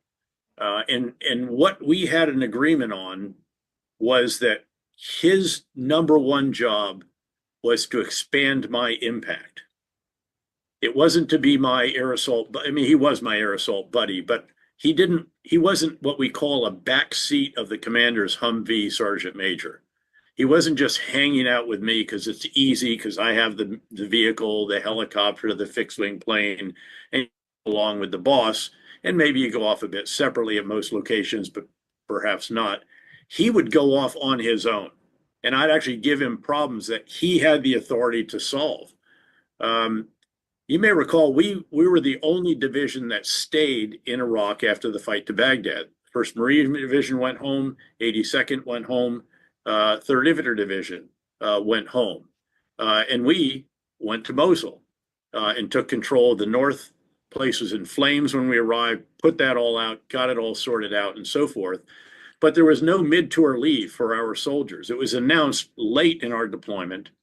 Handfuls got to go home, but not the unit the way the normal rotation would have been.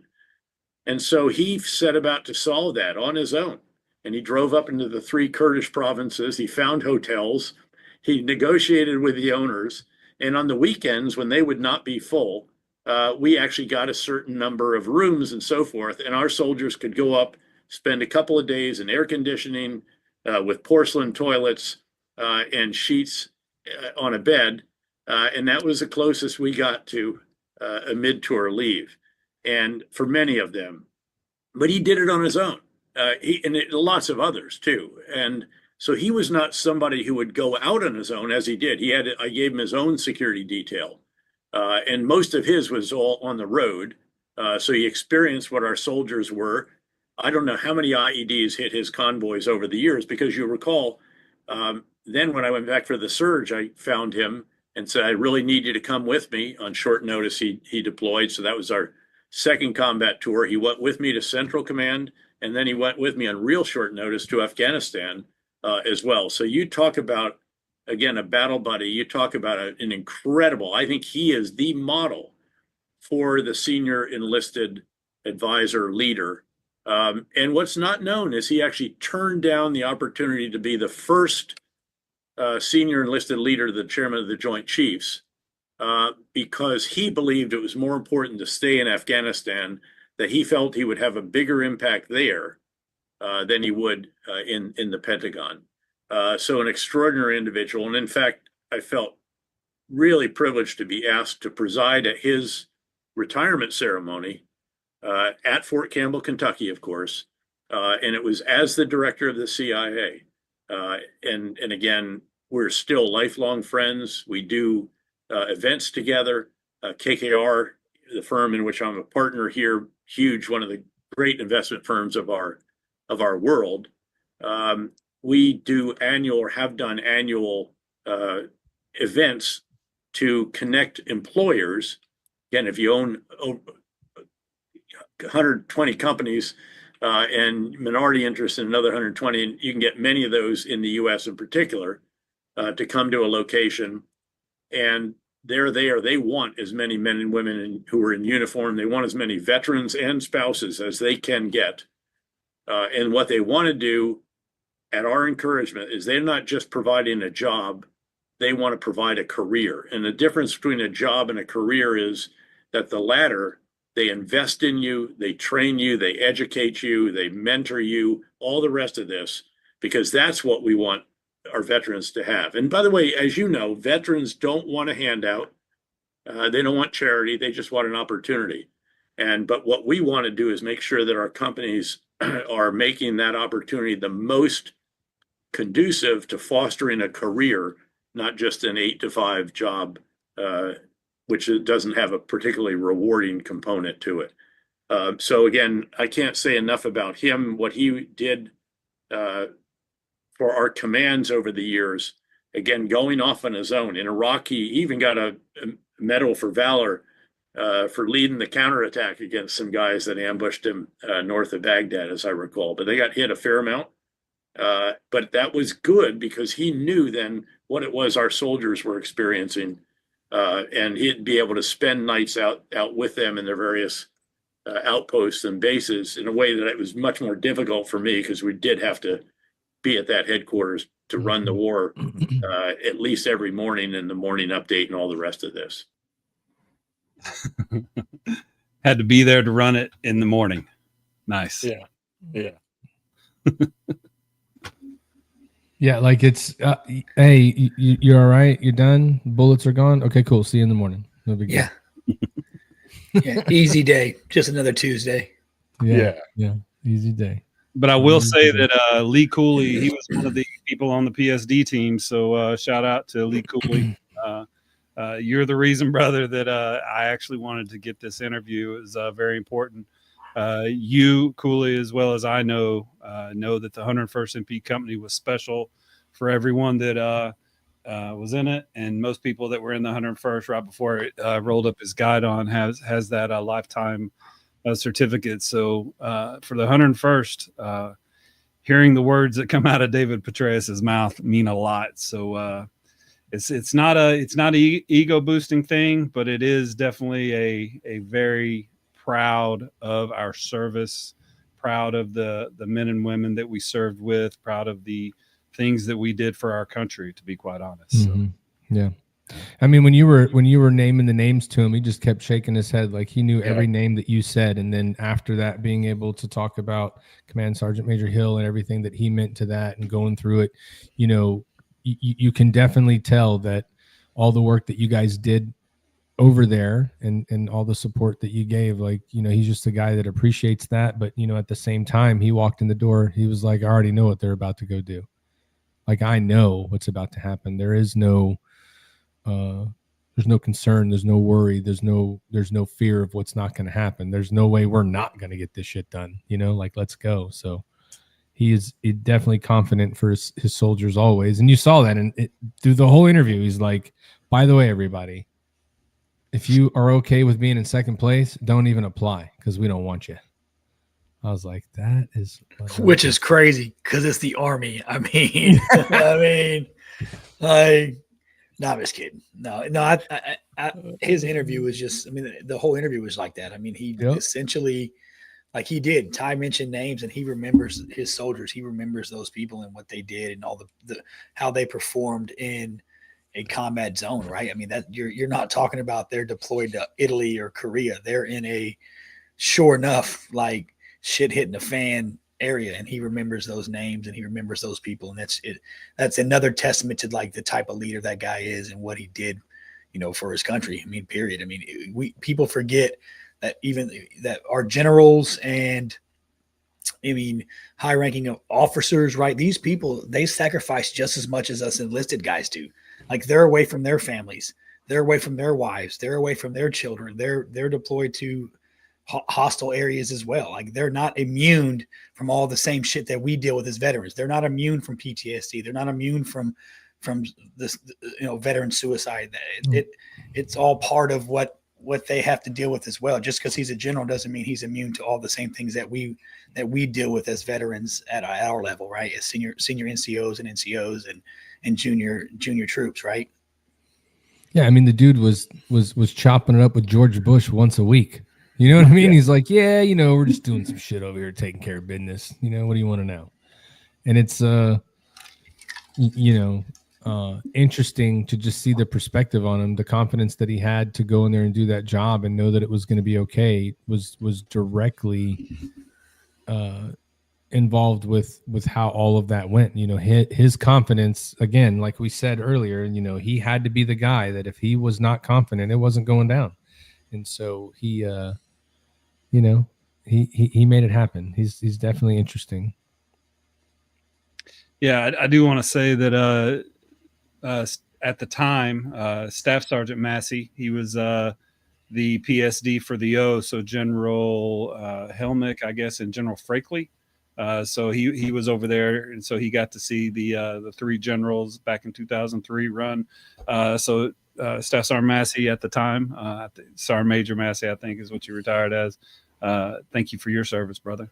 This is another hero that we do this podcast for. Yeah. So what do you say we get into that? What's the next one? What do we got here? Hold on. We got to set this one up because this is where you start talking to him about transition. So this you're talking about transition. He starts talking about KKR and how KKR actually has hired over 100,000 veterans. And it's just good that some of the interesting thing he says to prep for interviews. So unless you want to set this up any further, I'll go ahead. No, I think we can talk about that a little bit more after it than before setting it up. Yeah, for sure. Sounds good. So I think it's ironic. Like you're walking down the pathway that equals a lot of the things that we like to talk to our listeners and our subscribers to. And so you brought up a great point there of bringing all these companies together to find veterans and spouses and hire them. I'd be very interested to get what your thoughts are on the transition of service members. How do you feel? And I don't want to talk about how the process is right now or how what other people say about it, but I would like to get your perspective on what would be the best way to do that to help our service members transition, help them see success coming out right away, help them have an opportunity to realize that all of the training and all of the development you got, there is a place for that when you get out. Sometimes it takes us a couple years to find it. All of us on here found it eventually, but I'd be very, very interested to see what you think would be the best way to help our warfighters adjust and get to that point. Well, at first I should just note that KKR companies, and again, we're a huge investment firm that then owns these companies. Our companies have hired over 100,000 veterans and spouses. We believe they bring unique experiences, expertise, values, qualities, and so forth.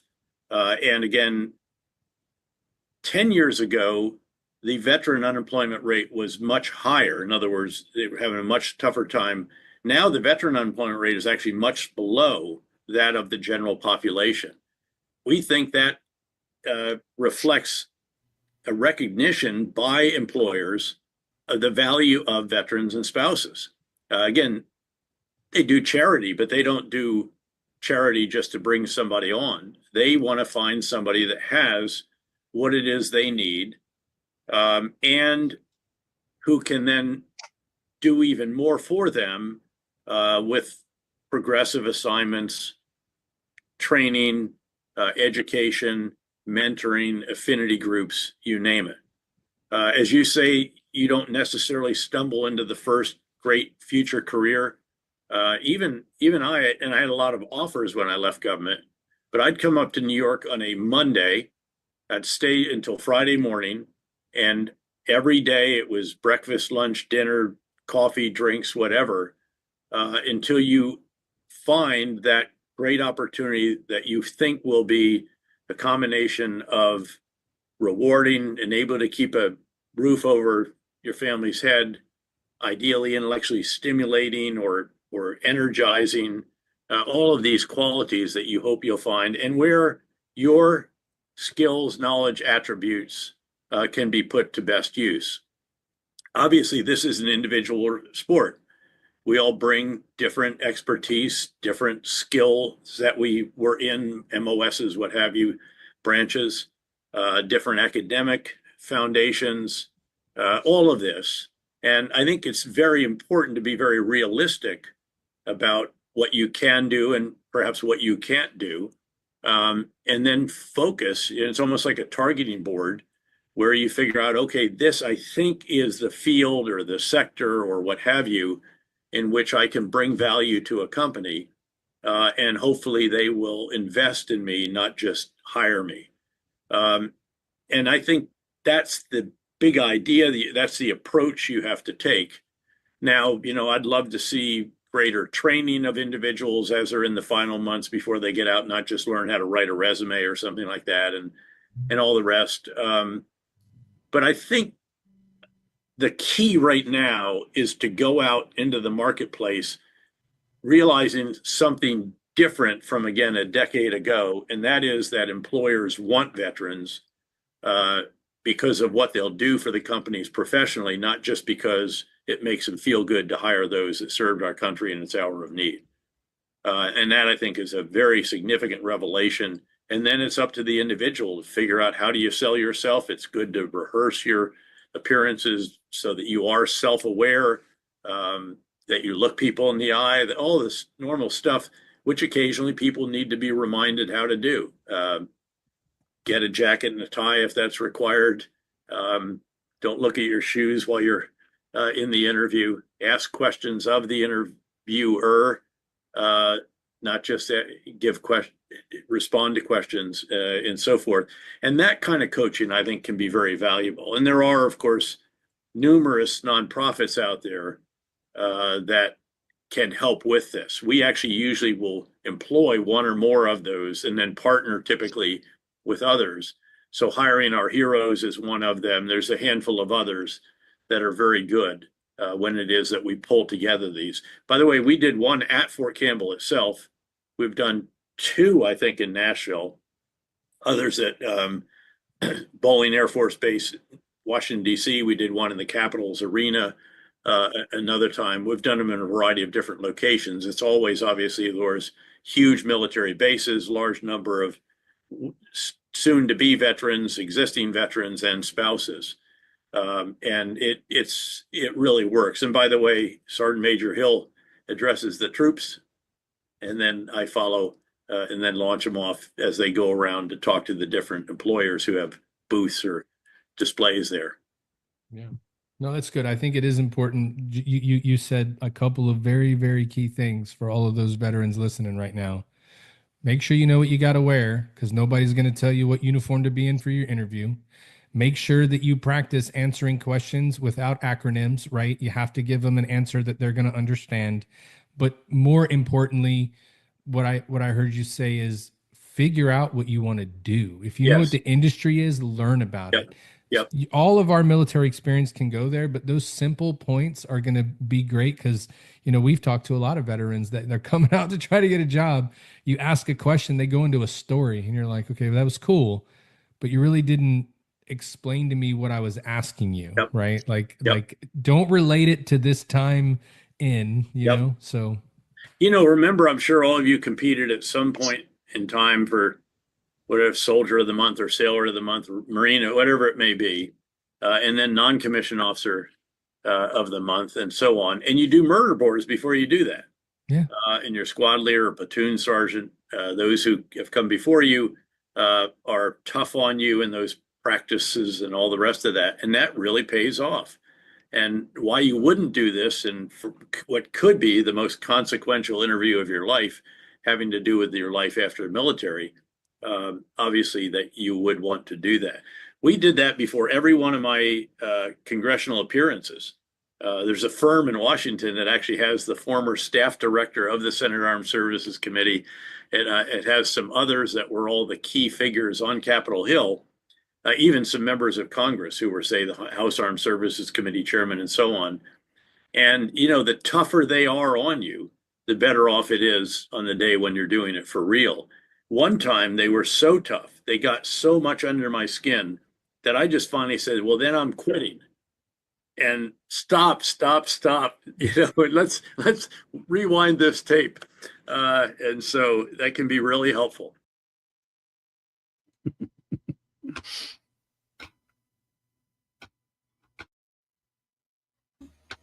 Word of the day is make sure you dress appropriately. Bruh. I mean, again, those are simple points. You think that though, but I mean, it's a great point. I mean, we do interviews every day, and I've talked to people who are like, this guy showed up in a hoodie, and you're like, damn, bro, for a corporate position, like nobody. But if you don't know, you don't know. Yeah, for sure, you don't know. And well, I mean, just this is what I want to impress to all the veterans out there, right, that are watching and talking and all that stuff. Here's the thing: if you were going to go talk to your first sergeant, or you were going to go to a sailor of the quarter board or a soldier of the month board or whatever you're competing for, right? Or you just had to go to muster, quarters, whatever, the roll call is. Did you ever show up in your dirty stank ass PT gear? No, you always wore an appropriate uniform because you knew if you didn't show up properly or looking good in the uniform of the day, ironed, pressed, and squared away, that someone was going to have words with you. So why would you not want to look your best when you go to a job interview? Just pretend like you're going to church. Even if you don't go to church, everybody knows what church clothes are. Okay. Just wear your church clothes. And if you don't know what that is, call your mom. She can help you out because you probably talk to her all the time. But wear something appropriate. Be presentable. Be respectful, right? And then remember that this is another huge key. You have not earned the right in the civilian world yet to talk, answer, and say to anyone anything that you want. You haven't earned that right yet. You have to re-earn that right. Just like you had to earn the right to talk shit in the barracks as a new military member. Like you couldn't just walk in the door talking shit. If you did, then you found out real quick that you got your boot camp ass beat. That's what happened. Yeah, you come here talking that shit, boot. Don't get crazy. Don't get it twisted. Everybody is thankful and appreciative and very proud of the service you gave to your country. But now you're trying to get a job, right? Like he said in the clip, you're trying to keep a roof over your family's head. You're trying to provide for them. Just keep that in mind when you go to do these interviews so that you don't wind up being that same veteran that walks out the door talking about nobody wants to give veterans a chance. We shoot ourselves in the foot half the time when we walk in the door, just thinking that we've already got it just because of what we've done, and you find out real quick, we've talked about it a lot here. People are like, oh, you did that? Yeah, nobody fucking cares. And then you get your feelings hurt some kind of way. So make sure you're ready. Call somebody that's already gotten out and has a job. They will help you. Don't listen to the guy that's still in because he don't care. He's getting paid in 2 weeks. It's all good. So. All right, the next one we start getting to Al Hero's questions. So he actually asked the question, what advice would you give to Second Lieutenant Petraeus? So what do you think about that, Al? Well, he kind of set it up really nicely because he was talking about being a second lieutenant, and I had my question ready on the fire, right? He just kind of led me right into it, but I'd like to see that perspective, right? Because I mean, you're talking about any one of us, right? What advice would would Ty Cobb give Private Cobb if he, looking back, right? I think it's a good question and gives great perspective on what you would tell your former self, right? If knowing all the stuff he knows now, right? He's made it to the top of the mountain. What would you go back and tell your former young buck, right? What would you tell your young buck to change anything, or if you could change it, right? So I think the question was the timing was good. He kind of led me right into it. Yeah, no, absolutely. If you prepare for the worst, nothing else will be difficult. 100%. You bet. I've been on murder boards in my career, and sir, I feel like you. There was a couple of times there were some tables flipping around in our Chiefs mess. Matt Johnson was there. It was a couple of times when things just weren't going my way, and I was like, you know what? I don't need this. I don't need this kind of stress. But switch gears a little bit. I had a question for you. Obviously, with the landscape and the world the way it is now, what would you say are some of the biggest challenges facing today's military? Right. There's obviously a recruitment issue right now where we're having a hard time in the recruiting realm. And that was part of my outside after I left combat and left combat units, I went into recruiting. So that recruiting world is different. And it seems like there's some huge challenges. What would you say some of those challenges are? And what would you, if you were back in uniform today, what would you do to fix some of those? Well, let's start with the recruiting challenge, which my understanding is they have made enormous progress. Now, it's a combination of actually, I think, reducing the numbers they sought, but also how they went about it.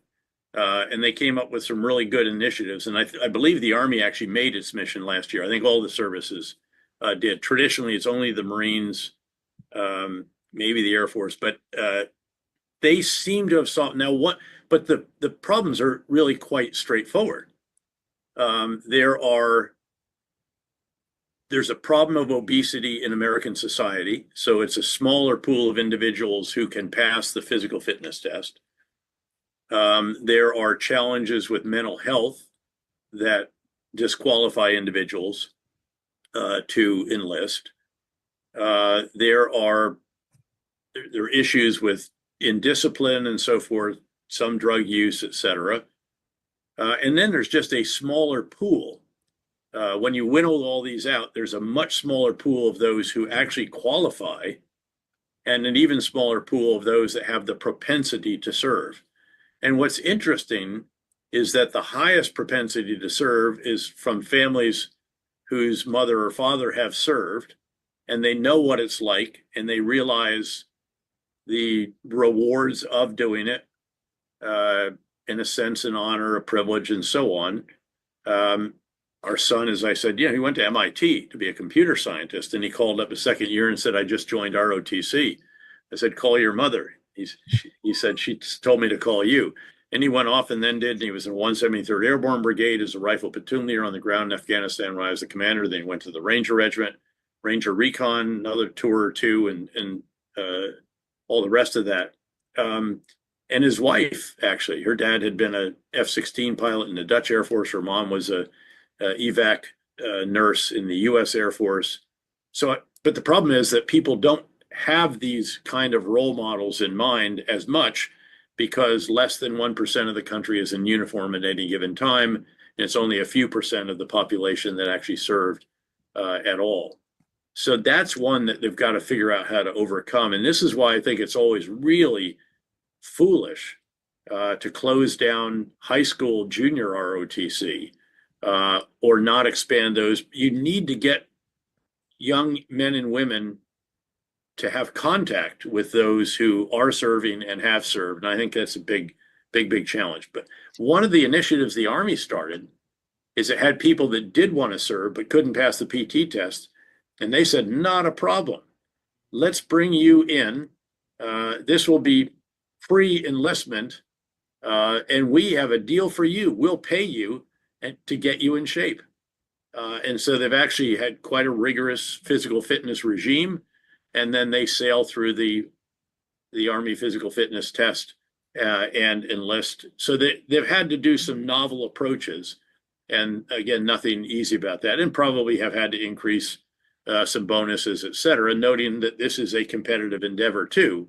And then when you're at near full employment, which the economy has been at for quite some time, you're competing with a lot of other opportunities that are out there.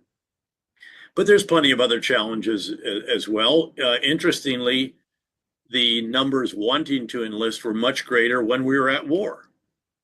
For some reason, I guess it's sort of natural. Young men and women want to test themselves and have that experience, the adventure, whatever it may be, however they perceive it.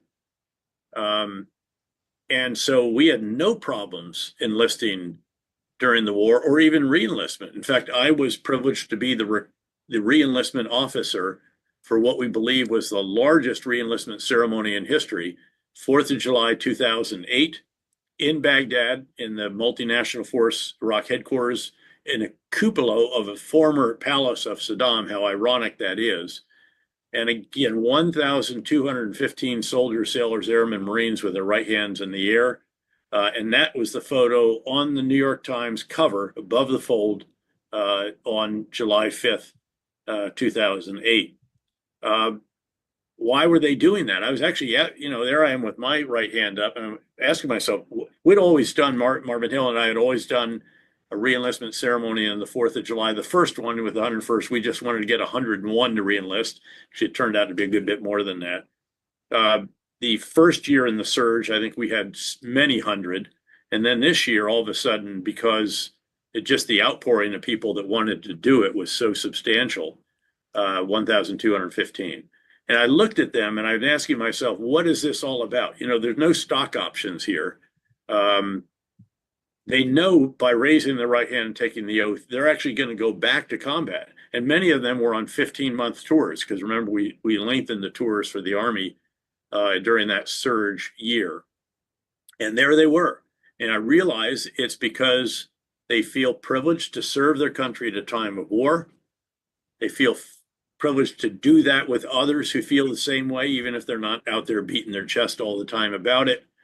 And then they feel the appreciation of fellow Americans who are grateful for their service, even if they might disagree with the policy that we were actually implementing. And that's a pretty powerful combination that you really only can find during war, and that is hard to recreate. But I think, again, that the services took stock. They realized the magnitude of the challenge and the importance of resolving it, and took a lot of actions also with those in the recruiting units, incentives for them, longer tours, et cetera, to resolve the issue. And I think by and large that they actually have. We'll see how it goes this year. But my sense is that they've figured out how to continue to man this force, and also obviously to train and equip it as well.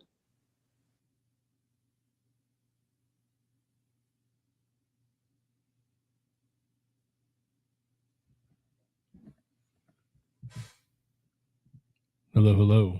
My buddy said he was garbage. He put hand restraints on their hands and nuts. Okay. At least I got to meet him. So I'll say this. Anything that, so I know the corn manual, and I know what Doc's talking about, right? He gets credited or gets blamed for this corn manual, but I don't know if as a senior person in the military, senior NCO, I sat on plenty of boards where they're rewriting policy or rewriting doctrine, combat doctrine, military doctrine, recruiting doctrine, whatever it is. And it's not just one person who writes these manuals, just so y'all know.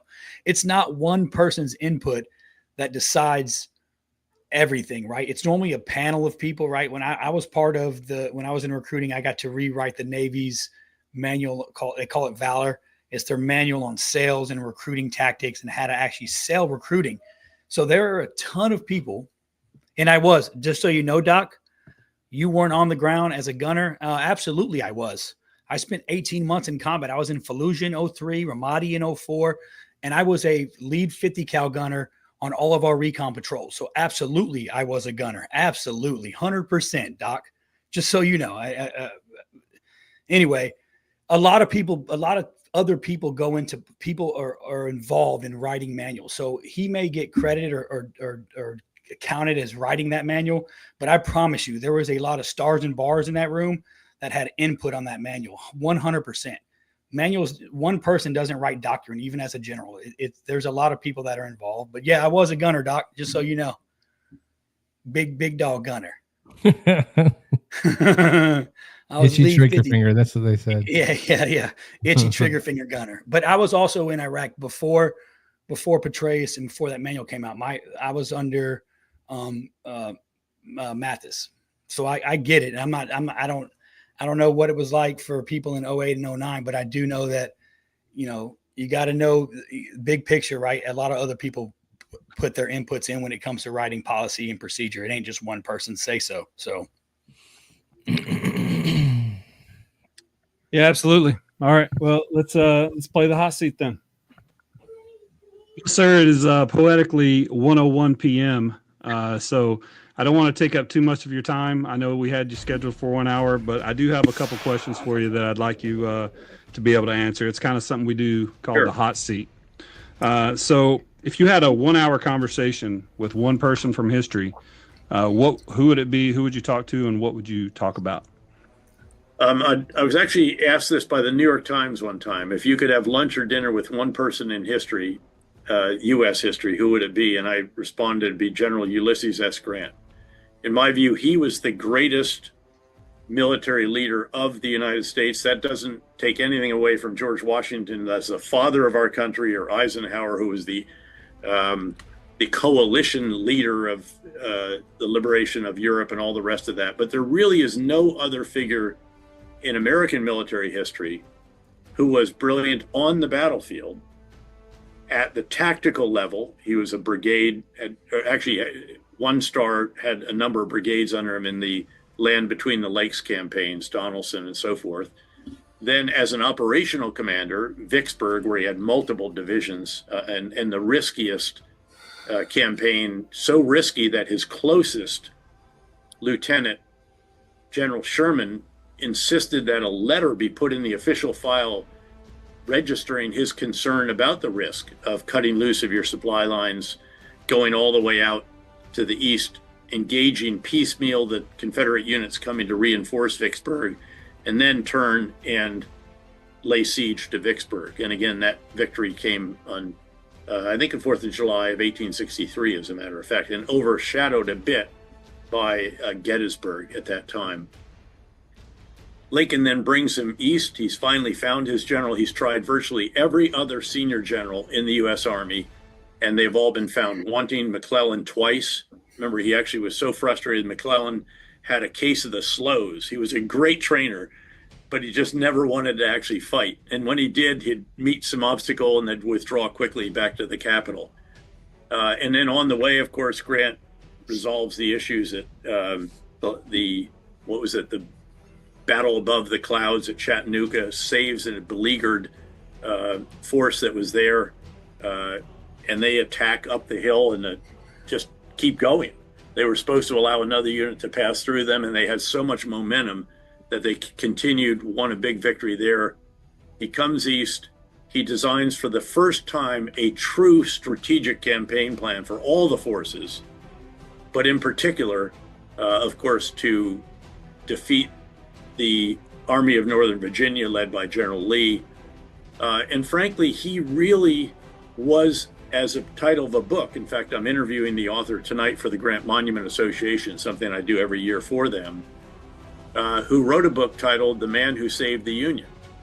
And he gave him that because he felt, as I did, even before seeing that book, that had it not been for the strategy that Grant devised and then oversaw the execution of, sitting in the pocket of the main effort as it went at General Lee, even as Sherman took Atlanta and Savannah and Sheridan took the Valley, he created the victories that dealt with the war weariness and the draft riots in New York and other cities, and brought about the most important victory in all of the Civil War, which was the re-election of Abraham Lincoln in November of 1864. And once that took place, it was a matter of months until Grant could prevail over Lee, as he did eventually, and you had the surrender at Appomattox. and terms that were quite reasonable and in a way forgiving in certain respects. So such a special commander could see a battle unfold in space and time and write the orders to bring that about, all the effects, the actions in the right sequence and in the right location. Imperturbable in the face of real setbacks. You think of day one of the bloody Battle of Shiloh, where he and Sherman are almost driven back into the Tennessee River, and where that night there's no cover. It's raining slightly, and Grant is standing under a tree with his slouch hat, and the rain's dripping off it. He's got a stub of a cigar in his mouth. You can hear the cries of those still on the battlefield waiting to be recovered, cries of others as their limbs are being hacked off, amputated. And Sherman comes out of the dark and he says, "Well, Grant, we had the devil's own day today, didn't we?" And Grant says, "Yep, lick 'em tomorrow, though." A man, again, a great horseman, man of few words, truly humble, wore the coat of a private with just the shoulder straps of a general. And so he'd be the one I'd like to sit down with. In fact, when I told the New York Times, I said I'd like to host him in the Lotus Club, which is on the Upper East Side of Manhattan and is right next door to the location where Grant's townhouse was in his retirement after leaving the presidency. I love that answer, sir. I've always appreciated very much the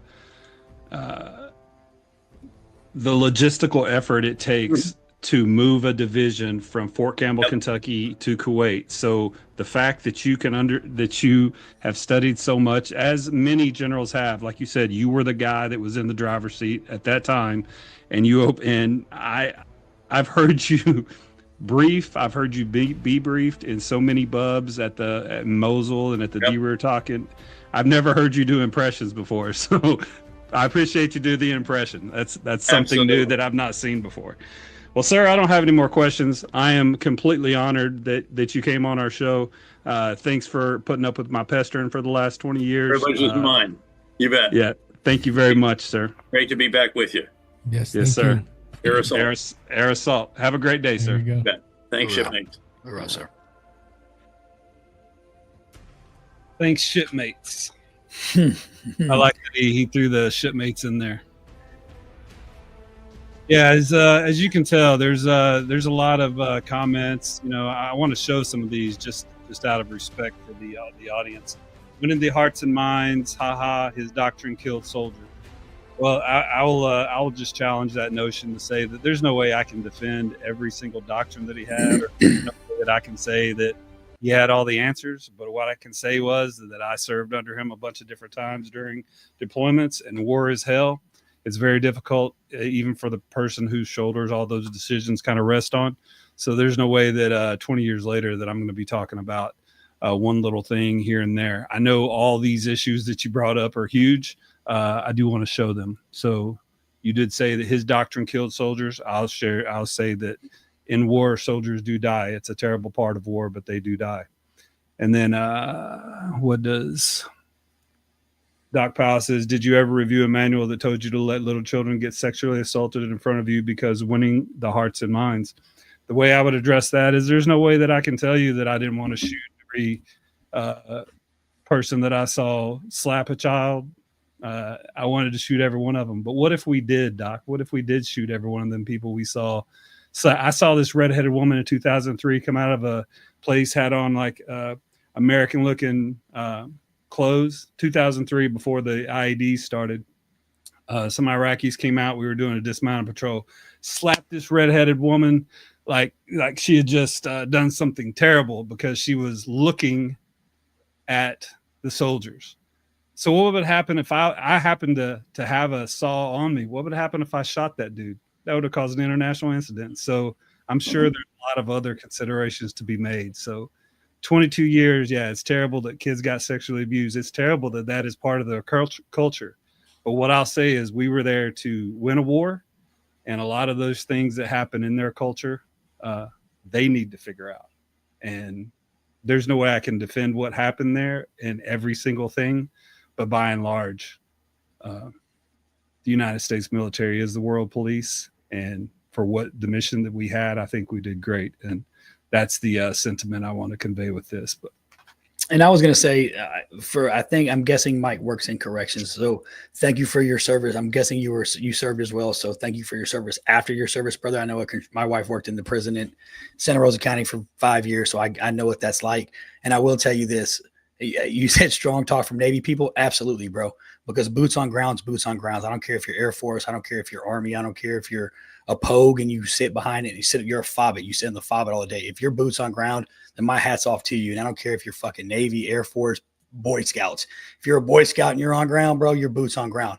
Doesn't matter what you say. So my hat's off to the Army and what they do, but can't knock the Navy, bro. These motherfuckers are badass too. So, but thank you for what you do. If you are in corrections, that's a rough life, and I'm assuming you are. But yeah, so thank you for what you're doing out there right now. But yeah, boots on grounds, bro. I don't give a fuck what uniform you wear. We all lost brothers out there, and that's just the nature of the beast. So, yeah, very true.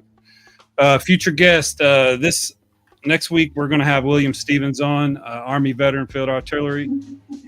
You probably saw him talking a little bit on the. Pop away. There we go.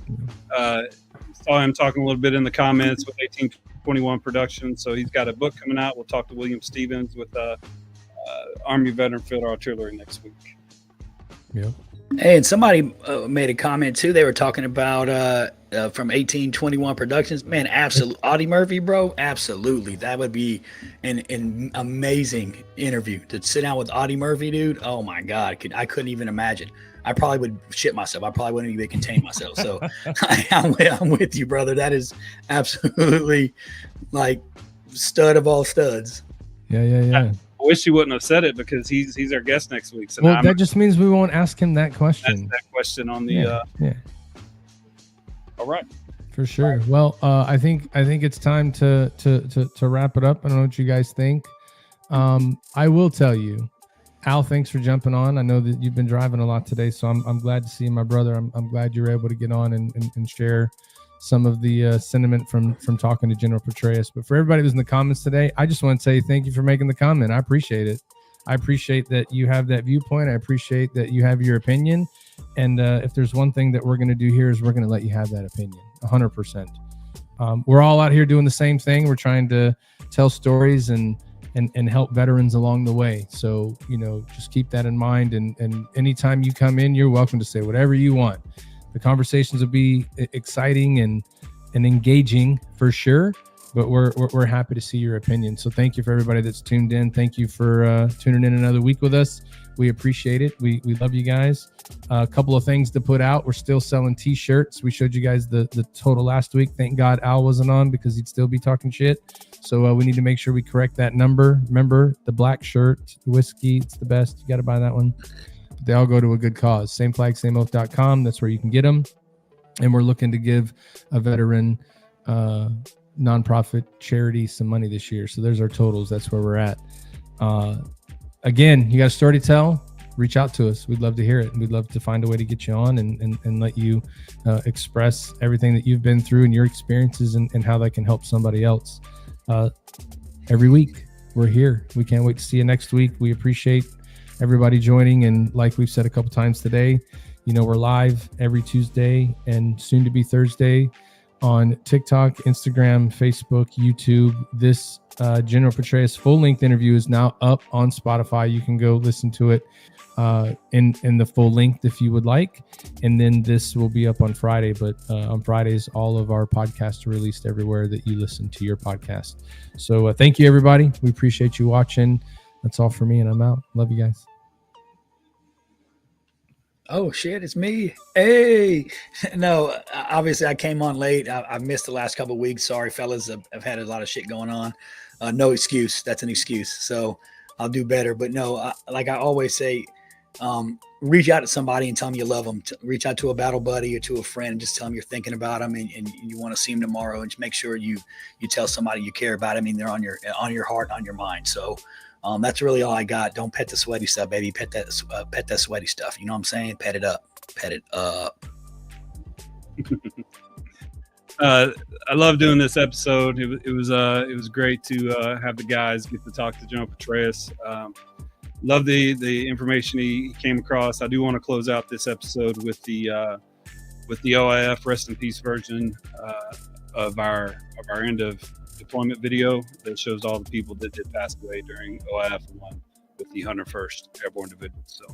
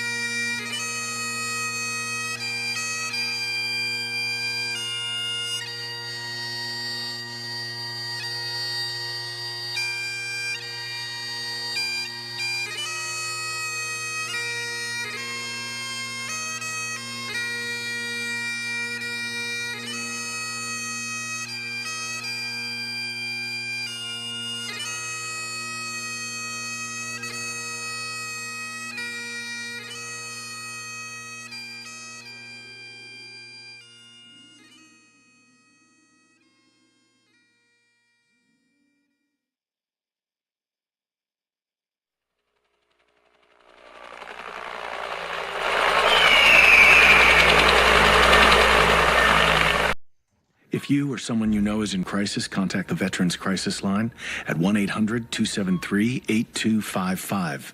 Then press 1.